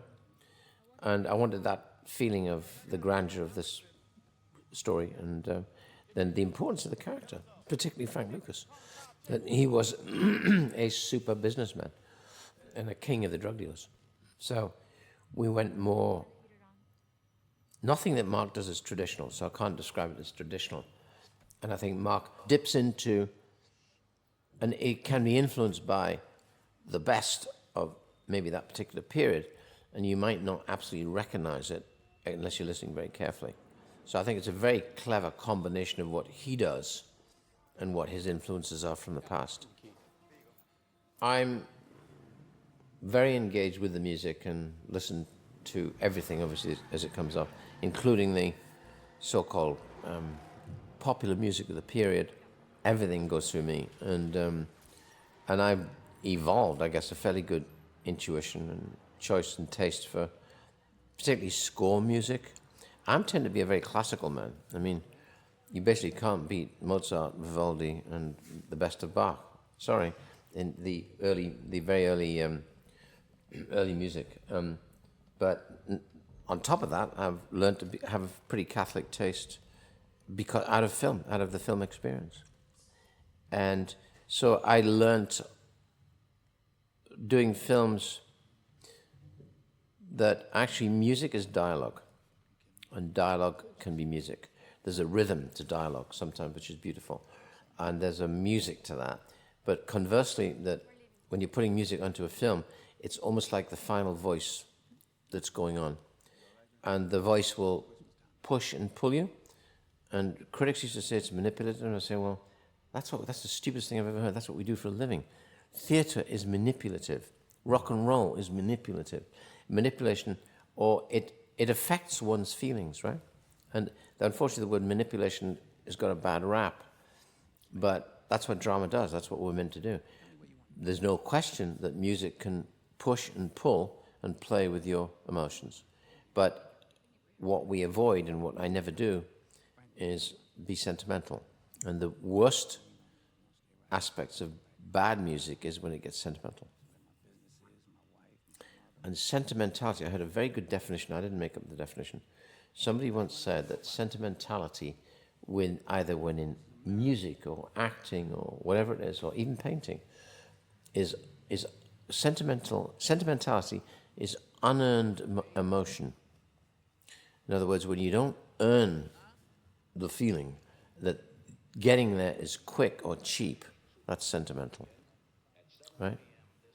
And so I think that's the thing one constantly watches out for, particularly if you're actually doing a scene which is a love scene, or a scene which is even a violent scene. Sometimes you question and say, well, do we need music on this at all? Let the violence play itself out, because the music There's music in the sounds of the violence. You may not need it. So very often when you get into something which is particularly violent, you try and write music for it, and sometimes it's very difficult, unless you're doing a monster movie, you know. And there aren't many good monster movies, are there? Across the bridge to Jersey, someone's going to take another shot at it. Richie, you and I got to start working together. We need to step up our efforts. Next time their aim could be better. We need to keep this cash cow alive.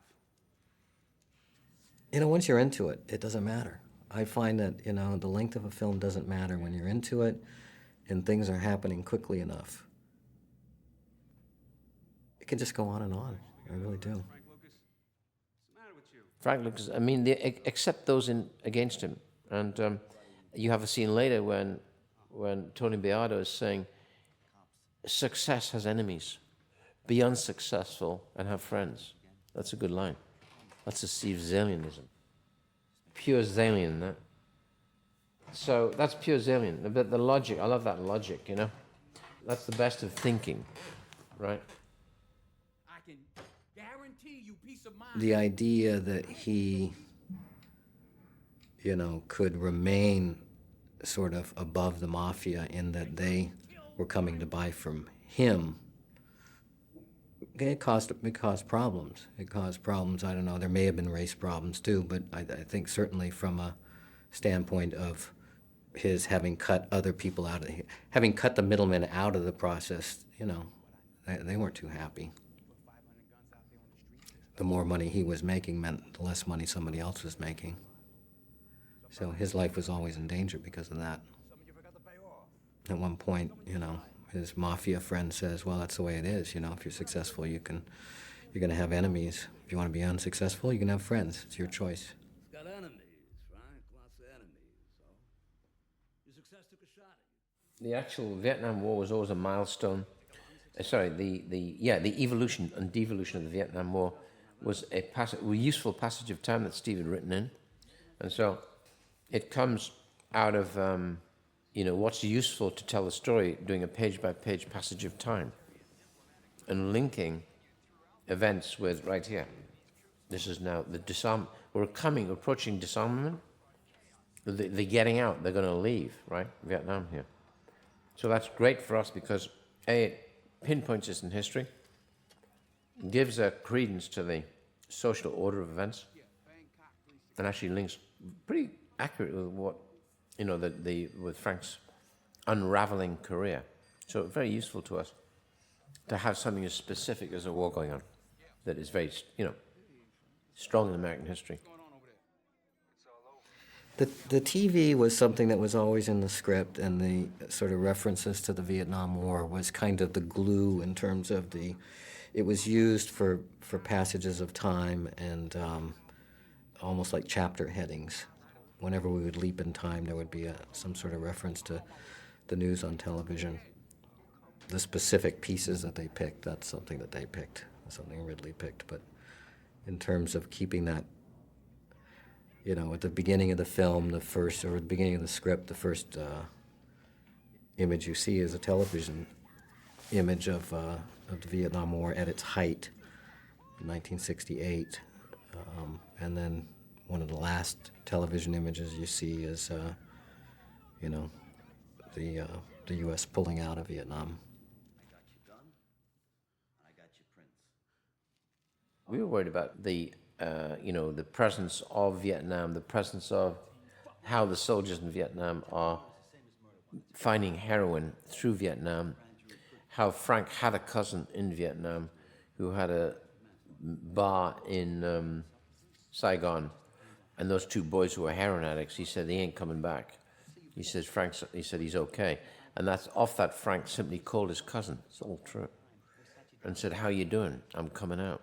And the cousin organized a man who was good for business for the next 7 years, was completely reliable, and they had a great exchange of cash for heroin. And it went on, because I imagined he'd seen lots of people. He said, no, he said, I got lucky. I used to call him James Bond, because he was tall, in a white suit, and drove a Rolls Royce up in the bloody mountains. And I thought, sounds good, I don't want to put that in. And the guy I got, I wanted to make him more quietly dignified. I don't think drug dealers necessarily have the appearance of being evil. It's business. They'll still be here long after the troops have gone. I mean, I think we've avoided doing the biopic.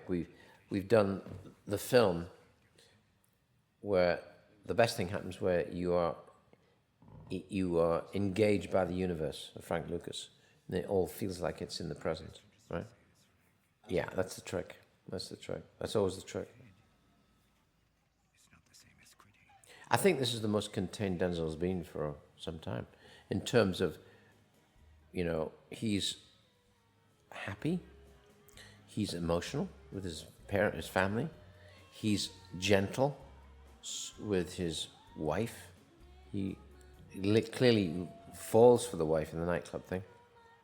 At the same time, he can get savage in a flash, which I always like the piano scene where he crushes Jimmy's head in the piano, because he just uses whatever's handy. And if it happens to be a pencil, you stick it in your left cheek, right? Because once he explodes, and you stay well back. Frank was pretty volatile. I learned that from Alien. Keep the violence exclusive. So when it happens, something happens, and you're really impressed by what occurs, and that's way more, memorable and way more shocking. So like little things like the piano, like setting a man on fire to execute him and then shooting him, let him off the hook by executing him. You could let him burn a bit longer, Shooting Tango in the head is the one that gets people the most, because there's no preamble. I didn't want any preamble. I wanted him to walk up, put a gun to his head. Tango says, "What are you doing?" "Oh, were you going to shoot me, Frank, from all these people, Frank?" Boom, and he does. Even the idea, I love him when he looks away, he doesn't even look at the guy, he just looks at the bodyguard and goes, bang. And it's not a message to the family, it's a message to the street. Everything from a little fucking Cessna to big fucking whatever jet, right? Lots of people have had very bad beginnings, that doesn't turn them into bad guys. That's not an excuse. That is not an excuse. But what it did do for him is he was against any form of authority. It wasn't even about him against the white man. It was about a uniform and authority. And from that moment on, he became a legitimate gangster. And then was discovered by by Bumpy, because Frank evolved into apparently a really quite brilliant pool player. So he'd hustle. And one evening he was, I think, down south, I think. And Frank Lucas was down there, Bumpy was down there for some reason, and watched in a pool hall this young Lucas kid absolutely taking down all comers and making money from the pool table. And out of that, he talked to him and offered him a job, saying, it was literally the building of the man. Come with me, work with me, I will groom you, I will dress you, and trust me. And he did. And then he became the driver, and I think the protector of Bumpy Johnson, and other things. What is it? Nothing leaves this area until we've checked it. All right, Captain? Nothing. We've got to take the plane out. We've got to look at the trucks. Every man here gets searched. Read the warrant, sir. Your husband's illustrious career is over. Now the feds are going to come in, going to take everything. They're going to take it all. But not before I get my gratuity.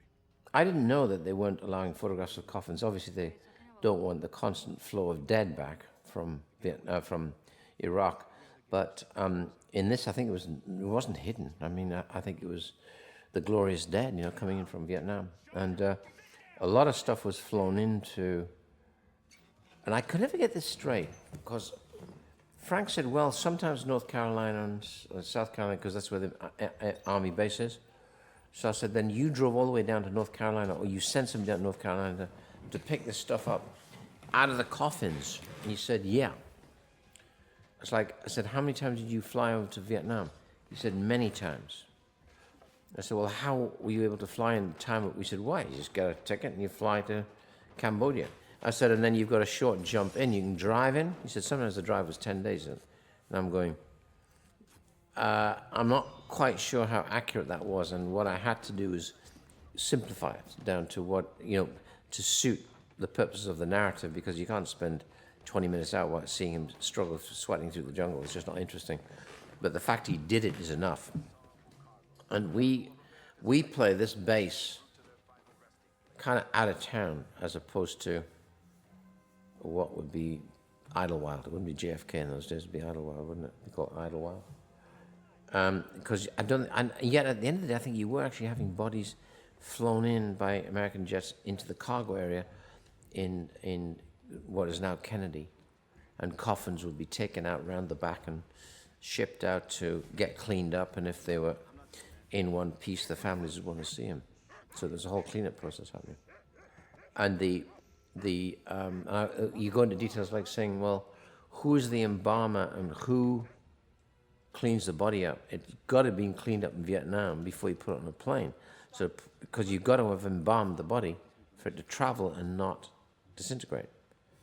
So, yeah, I guess so. I said, what do you mean you guess so? I mean, 48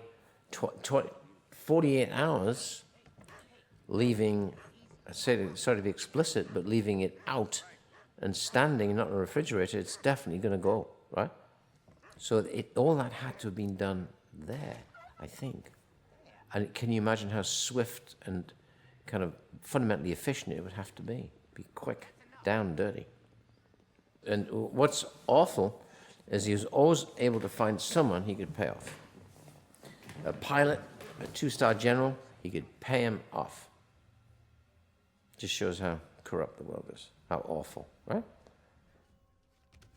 He paid off everybody he was supposed to pay off. That's why he was so stunned when it all came crashing down, was because he felt he did everything he was supposed to do, you know? He took care of everybody, but he didn't seem to understand that there were other people out there who were hurting because of what he was doing in terms of losing money. Which means that even as it fights a war that's claimed 50,000 American lives, the military is smuggling narcotics. I had to annotate the script, which means that I have to tell them literally where every line comes from. And it has to go before a department called Errors and Omissions, and every description, every character, every piece of dialogue, every location, every event has to be noted in terms of where did this come from? Did you make this up? Is it based on an interview? Who said it? When did they say it? Everything. And that's something you have to do with anything that's based on real events or real people. It's standard. You know, it's not that hard, really. I mean, sometimes it's hard to remember who told you something if you have more than one source. That's why you tape things. That's helpful. You can go back and listen to your tapes. And then they make certain determinations. When I say they, the lawyers make certain determinations on what's acceptable and what isn't. Usually that means you have to change somebody's name if they want you to. I had certain names in here I'd made up that I had to change because they happen to be somebody real. Every member of Frank's organization. No fucking nigger has ever accomplished what the American mafia hasn't. I met Ridley on Hannibal, but we worked on something after that, I think. Ridley had come on to Hannibal before me. So really, Ridley and Dino were trying to convince me to write the script for it. And when I was reluctant. When I say reluctant, I wanted to make sure that if I did it, I was going to be able to do it in a way that was going to make them happy. And so I wanted to be very clear on what that would be. So I sat with Ridley for about a month. And, we really talked about every aspect of it ahead of time so that, there wouldn't be any big surprises that either he wouldn't like or I wouldn't like when the thing was done. Yeah, because it was based on a book, you could talk about it in more specific terms than you could say something like this. So that was really the process. So I think when the script was done, it was not startling to him in any way in terms of being something that he didn't, might not want. The situation was really reversed here because I had the script and I was trying to get him to direct it. So I had to convince him of certain things. He was concerned at a certain point about, just the basic subject matter of, heroin, drugs, death from drugs, and he was rightfully concerned about these things. And So I sort of had to talk him through some of that. It was really the same process, only in reverse. If you'd have been a soldier, they'd be soldiers. You know that. I mean, they all came here because of you. I mean, you called... I'm not sure Frank will ever admit to a matriarchal society, but I never asked him that, actually.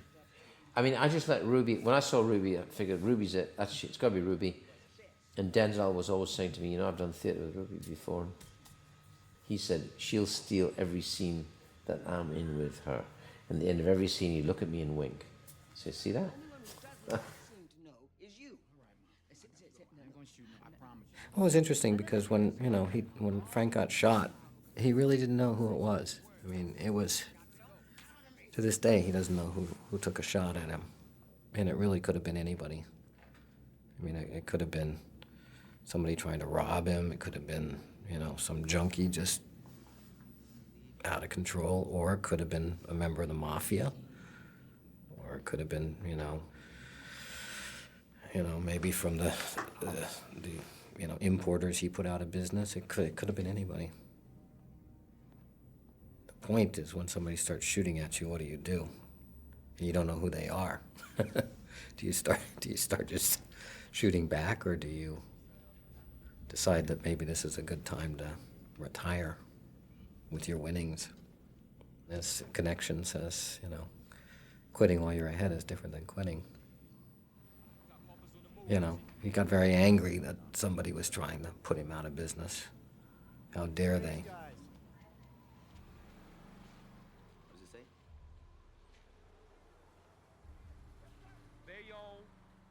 Snow is very simple. It's snow candles. It's like a little candle with you just light. It's paper.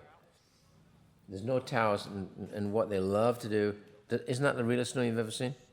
It's a paper candle. Very cheap. I learned paper candles this season. That's art direction again. They love to put up towers and soap and shit like that. And I discovered these with Neil Corbell, the guy I did Black Hawk with. He has these candles, and you just burn them. He said, look at that. And one guy with a candle can cover this whole bloody area. Just run up and down. It's as light as gossamer because it floats upwards. The soap, this use soap, all drops like that. Snow doesn't do that. Snow flurries. Yeah, the air, just the wind currents in the air, naturally keeping it up in the air. Hey, yo, we got 4 casters left, man. Let's make some fucking money in here. They're loading in there. The fuck are they loading in there? One of the many things that amazes me about Ridley is that he, he's an artist. When I say an artist, I mean a graphic artist. He can draw anything. So you'll be talking to him about a scene, and he'll actually just be sitting there drawing it as like this beautiful, storyboard. Just casually doing it while he's thinking, or while he's talking, he does it. So you know that he's got this visual idea in his head for every sequence.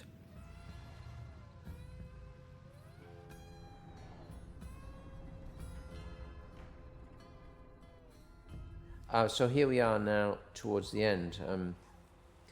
But it was about 100 degrees when I was shooting this. And the actors, unfortunately, have to wear top coats. It's bloody hot. I shoot this through the summer. This is actually we're actually getting into October, but it's still, New York is very humid. Hot and sweaty.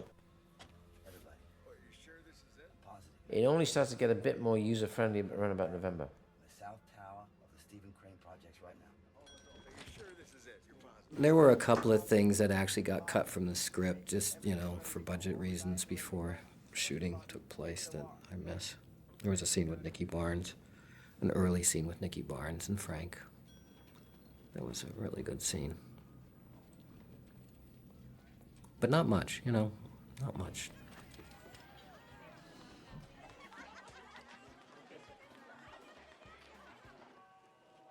This is his ritual. His ritual of church was always like an alibi, and it was a front. Always took his mother to church on, I think, Sundays and midweek.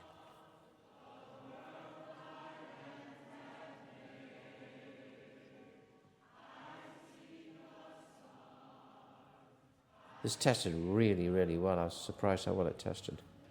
This tested at like Shrek level. When you do it, audience research. This tested at 92 or 94, which is really high. Normally that's attributed to an animation film for kids. I don't like testing. I hate it. It's one of the part of the experience I hate doing. And even to the extent I was kind of nervous about this, and I wasn't going to go. I thought, screw it. Nothing I can do now can make any difference. So I know Stephen's always said that he hates testing. Will not go to a test. He gets, and I think I'm this little negative force sitting in the back of the theatre, where my what I'm feeling is actually welling out from me and affecting the audience negatively. And instead, this time I was going to go into a bar and just have a couple of drinks for a couple of hours and come back in, or maybe not go back and read about it the next day, because they do audience research stuff.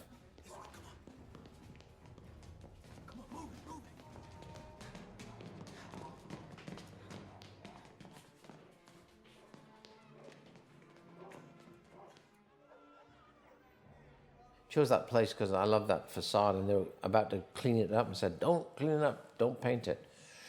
But the whole of Manhattan has evolved dramatically. And that's what it was like in those days. I think between the two mayors of Giuliani and Bloomberg, they absolutely killed the corruption, the prostitution. They actually absolutely pushed it away. So the cleanup has really happened between Giuliani and Bloomberg.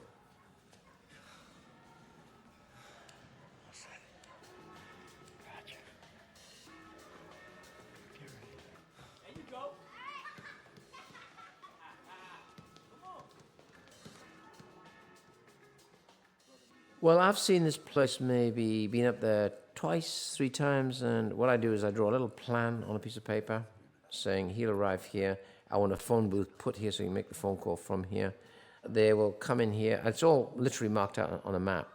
And then they'll go up 2 ends of the buildings, because I've invented 2 fire escapes at either end of the building, because that makes sense to me. You get 2 teams going up, and then they'll meet on the 7th floor. Oh, no, actually it was higher, the 17th floor. And they'll identify it because suddenly the living quarters will go quiet, and all they get left with is a bit of tinny reggae. So a lot of this is done on the spot. So he nips into what is a dormitory for the girls, probably. Once they're cutting, they're there for hours. They're probably there for 24 hours, and a lot of heroin cutting, chopping. And they made this thing up, the kid playing soccer with one of the guys. So you've got a way of getting in through that door without having a flat out and out straight shootout. So he's cuffed and bound. They take the kid because they don't want to shoot the kid.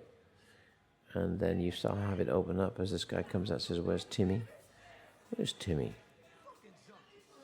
And they start to get they're not really suspicious. They just think Timmy's welching, he's not working, he should be. I like to think that I've learned something from watching Ridley do this, which is, just do it, get it done, move on to the next thing. Don't agonize over every single little thing, which I tend to do.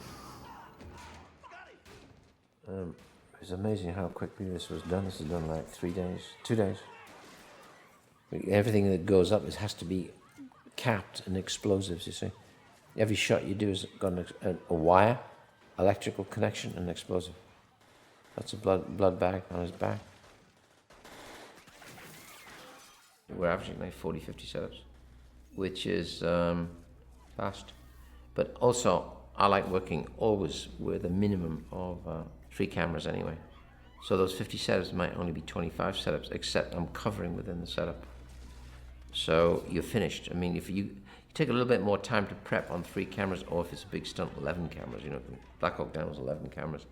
And whilst it may take 45 minutes to set up, and then when you're ready, you say action, and you do 3 takes, 2 takes, and is everybody happy? And say, yeah, that's it. So you move on. As opposed to spending 4 hours doing what was happening in all that 45 minutes. The best thing to do is not think about it. The best thing to do is just begin. Take each day at a time, day by day. And gradually you're getting through it and you think, damn, we did 50 setups today,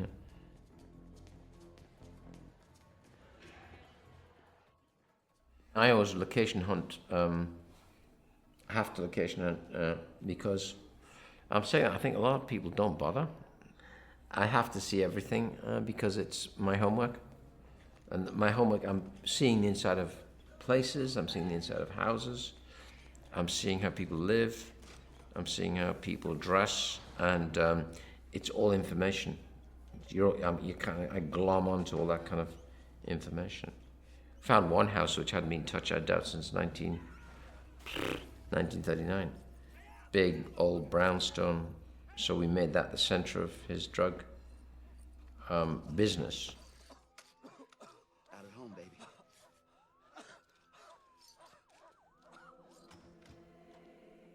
At a certain point, I didn't think it would get made.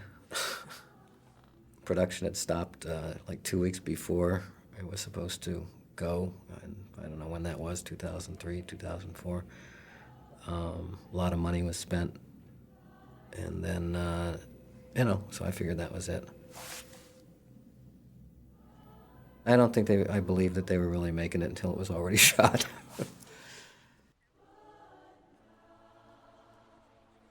And, once they're in that walk of life, becomes, if he's copped, and it's not copped by a corrupt snitch, then it has to be regarded as a fair cop. That's the expression, isn't it? Fair cop. All right, you got me, And then the next thing is how little can you negotiate if you give information, or you don't give, or you take the rap, and the boys will be there to support you when you come out. But 10 years is 10 years. 17 years is 17 years. 25 years is shocking. That's a generation. Yeah, I regard almost 10 years as a generation now. Generational change is the change of attitude. And the kids now are changing it every 10 years. Like, shocking how they adjust with computers and everything that's accessible for them. I hope it's working. Now, the joke was that, a joke now, was that after this case, after he put Frank in jail, he had to borrow $300 from the credit union to take a vacation, and the prosecutor's office only gave him 3 days for a vacation. I mean, he didn't get any big reward or any big payment for this. Now, whether you remember or not, in the first film he says, I got a problem with public speaking, right? So now you have him has a problem with public speaking, so this starts to come back. He's uneasy about it. Richie said, you come in court. And he said, why not? I'm nervous. He said, you would never do it. The judge would order you out of the court. And I said, no, okay. So Russell said, well, let's leave it till the last second. We'll get him really uneasy. Then you remember and put it in a drawer, which I thought was a nice touch. Lots of good touches in this. Now, this is very well edited here because we had a lot of speeches in the court, a long speech in the court, basically saying fundamentally how bad Frank Lucas was. And I was very worried about getting stuck with a courtroom scene and then a scene of two guys sitting across the table, and the film could go to sleep if you don't watch it. And it's the end of a movie which has been moving along pretty well, nicely, and not flying, just the right pace. And so the best thing to do was to intermingle the two and actually remove what is not necessary, what is kind of repetition. And therefore, this plays out really well. I think this is beautifully done. I was talking to my lawyers. They said something to me. I can't believe it. And the scene I was always kind of worried about was two guys sitting across the table in jail at the end. And actually, probably it's the most powerful scene in the movie. Two great actors. Because I thought that we've gone through everything with all its trappings and all its bazaars, and there's all kinds of things going for different scenes to make them have the appearance of being more dramatic or more energetic or colorful or interesting. He does something here with a coffee cup, and that wasn't planned. And the only one take, everything else after that looks planned. He swats the coffee off the table because that comes to where Richie says everything can return to normal. He always said, I want to use the explanation about what happened to me when I was 11 years old. I watched my 14-year-old cousin get his teeth knocked in, his head blown off. And I said, well, then why not? Let's put it in. And we put it in. And then he got so angry during the telling of it that he could see it happen, him getting really angry, and he swat the coffee up. So now he's got no coffee. So watch what happens when this happens. Well, watch. He's going to get to the point where he says extortion, bribery, murder. So you're intercutting between him in the room talking and little bits of him in the court. But we decide the foreground importance really is the scene across the table. The court becomes secondary in terms of the order of events, in terms of how you edit it. That's the style. It was kind of written that way. That's how Steve was writing a lot in past and future, which I really like that. So I've got right now, I'm going right into that past and future thing right now, the thing I'm doing. You get 3-4 things happening at once in different tenses. That's really interesting. Makes you pay attention. It gives it dynamics, you see. That's why a film feels so dynamic without too much action. It's information. The true dynamics are about information in the correct order. Then it's dynamic, right? It's not about shooting and jumping and killing things, no. It's nice to have that in occasionally. No, I think unless I'm mistaken, he's saying what you represent, Frank, is a successful black businessman. They hate that, and they hate you. The mafia hates you because you're going to cost them money. They hate you for your success. And he said, when you go to jail, everything can return to normal for them. The street will return to normal. And he says, normal? I'll tell you about normal. So he wow. And then he goes into the past. Then you watch what happens to the coffee cup. Pure zillion. Two good actors like this across the table. This is gold dust. The first thing he says is, tell me something. My lawyer said to me, is it true? And Frank, he's already going, oh, fuck me, here we go. I can't bear this. So he's going to ask me as well. And he says, yes, I did. He said, why did you do that? He said, it was the right thing to do. Ah, that's a good answer, the right thing to do. And he said, Johnny Law got it, not you. You didn't get anything. And all that evolves, which is really great. And yet he's sitting there. There you go. Here goes the coffee cup. Now, here's what he says. It makes no difference to me for you to end up dead tomorrow. He says, Frank, get in line. That one stretches around the block, too. Around the block. All right, this is where it goes. He says, all right, what do you want? What do you want to do? And this is where you watch. What do you want to do? Watch. Now Russell, because I kept it running, pushes the coffee back. And then he's sitting there thinking, damn, he's using the cup. So then you keep it running, and then he's going to push it back to him, and he's going to drink it. So they use the coffee cup. This is that's where you get. Thank God, this was actually pretty well the best of the takes, but because it only happened once, you can't repeat that. It gets artificial. Hey, no, he didn't. He says, he also talks like that very nice black tense text. No, he didn't. No, he didn't. When he says to him, he's talking, when the guy's in front of me, he uses peculiar phraseology, which is, no, he didn't, yes, he did. And the guy's sitting right there. I like that. If you listen to his phraseology, he's quite straight. Generally, he's just got better clothes on. I don't think there's been anybody since Frank Lucas who has done what he's done. I don't think anybody else has gone to the source and been a sort of like a, womb to tomb importer dealer that he was. I think this was a one-shot deal. This here is now where they're going to do the deal. Ironically, when it was, in many respects, the longest scene in the movie on paper, where there's not a lot I can do, and I shouldn't do much, and the trick is also to know when you don't need to do much, is make it simple, because the information is so great, and you've got two great actors, let them run, and then you do it. Right there, that's a cut you couldn't do 20 years ago. You go bam, and you suddenly jump forward 4 days, and they've got all the photographs, and Frank Lucas is now turning what we would call state's evidence.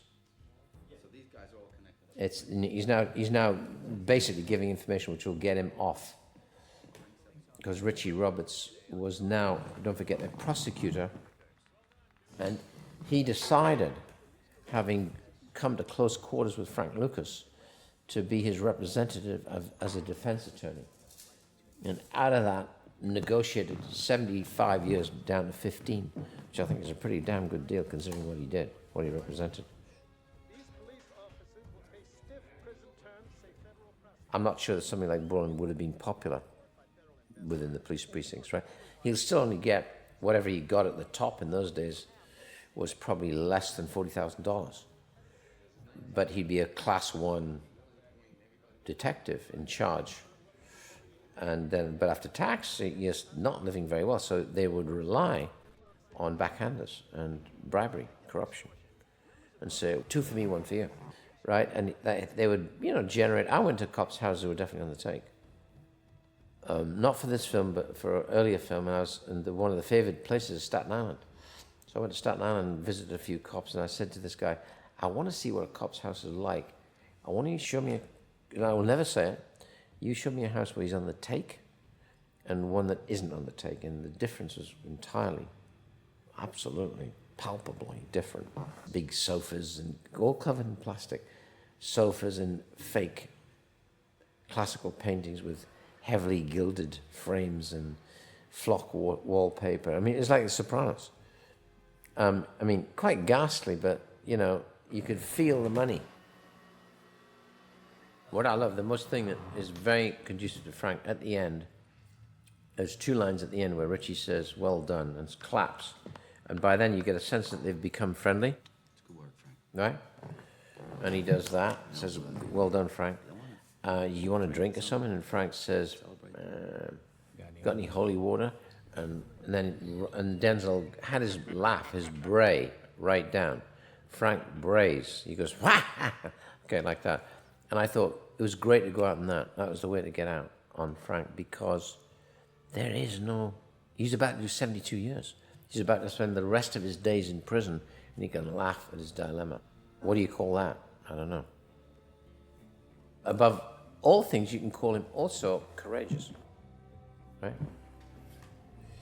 But there's that courage. The good qualities, unfortunately, are outweighed by one overridingly dreadful bad quality. These people probably know it's like a gambler, They know it's inevitable. The inevitability of losing in gambling is inevitable, right? So the inevitability of getting caught in the back of your mind, when you see that police car suddenly standing there outside your house in the morning, you almost nod and agree that, yeah, it came a little sooner than I wanted, but there it is. Oh, this is great, because this went on beyond this. And I think I won't describe what goes on beyond this, because I think this is, in a way, the perfect ending for Frank Lucas. Because the way I read it, and you can read this 1 or 2 ways, hearing the hip-hop coming up on a passing car tells you he's now in the 90s. But what it tells me is he going to think about going back into business again on a phone call? Because the thing that I felt, if there was a downside to the character of Frank Lucas at the end, I didn't want to see the old lion go down. Because I was so engaged by him that I wanted to feel that he would carry on with his own piracy. So that's a little bit sick, but there it is. And so that the hip hop helps to make you think on those 2 levels. Is it just because he's in the 90s? Or is he going to go straight to a telephone booth and say, hi guys, I'm out? But I don't get any sense of helplessness on that street. That's the way it should end, that you feel he's strong.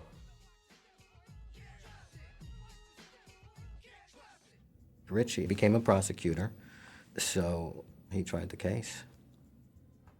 And now he's a defense attorney. He, quit the prosecutor's office actually not that long after this case and became a private defense attorney. He's probably defending some of the same people that he put in jail. It's certainly the same kinds of people. This is Steve Zalian. Thanks for watching. Richie kind of respected Frank and how he conducted himself right through after post-arrest trials. And he just got to know his client, because Richie decided then to become a defendor. And by becoming a defendor, converted Frank into saying, okay, I'd call it state's evidence. I will talk. And because Richie wanted the cops, bent cops, didn't give a shit so much about the usual suspects. He wanted the cops who were not playing the game. And there were, I think, I wouldn't swear by the number, but I think there was over 150 cops. There were 150 arrests. It's a lot. And that, because of that, Frank then didn't do the 70 years, he did 15. In that time, obviously Richie started to kind of, not worry, but kind of vaguely be concerned about Frank's welfare when he came out. Somebody said, gosh, it's a pity to see an old lion afterwards go down. I don't want to see the old lion go down. I want to wonder what he's going to do next. And so that's how and it was a very good call, because it does just that. You look at him standing there, he's thinking about it, and you wonder, what is he going to do? It's not depressing, put it that way.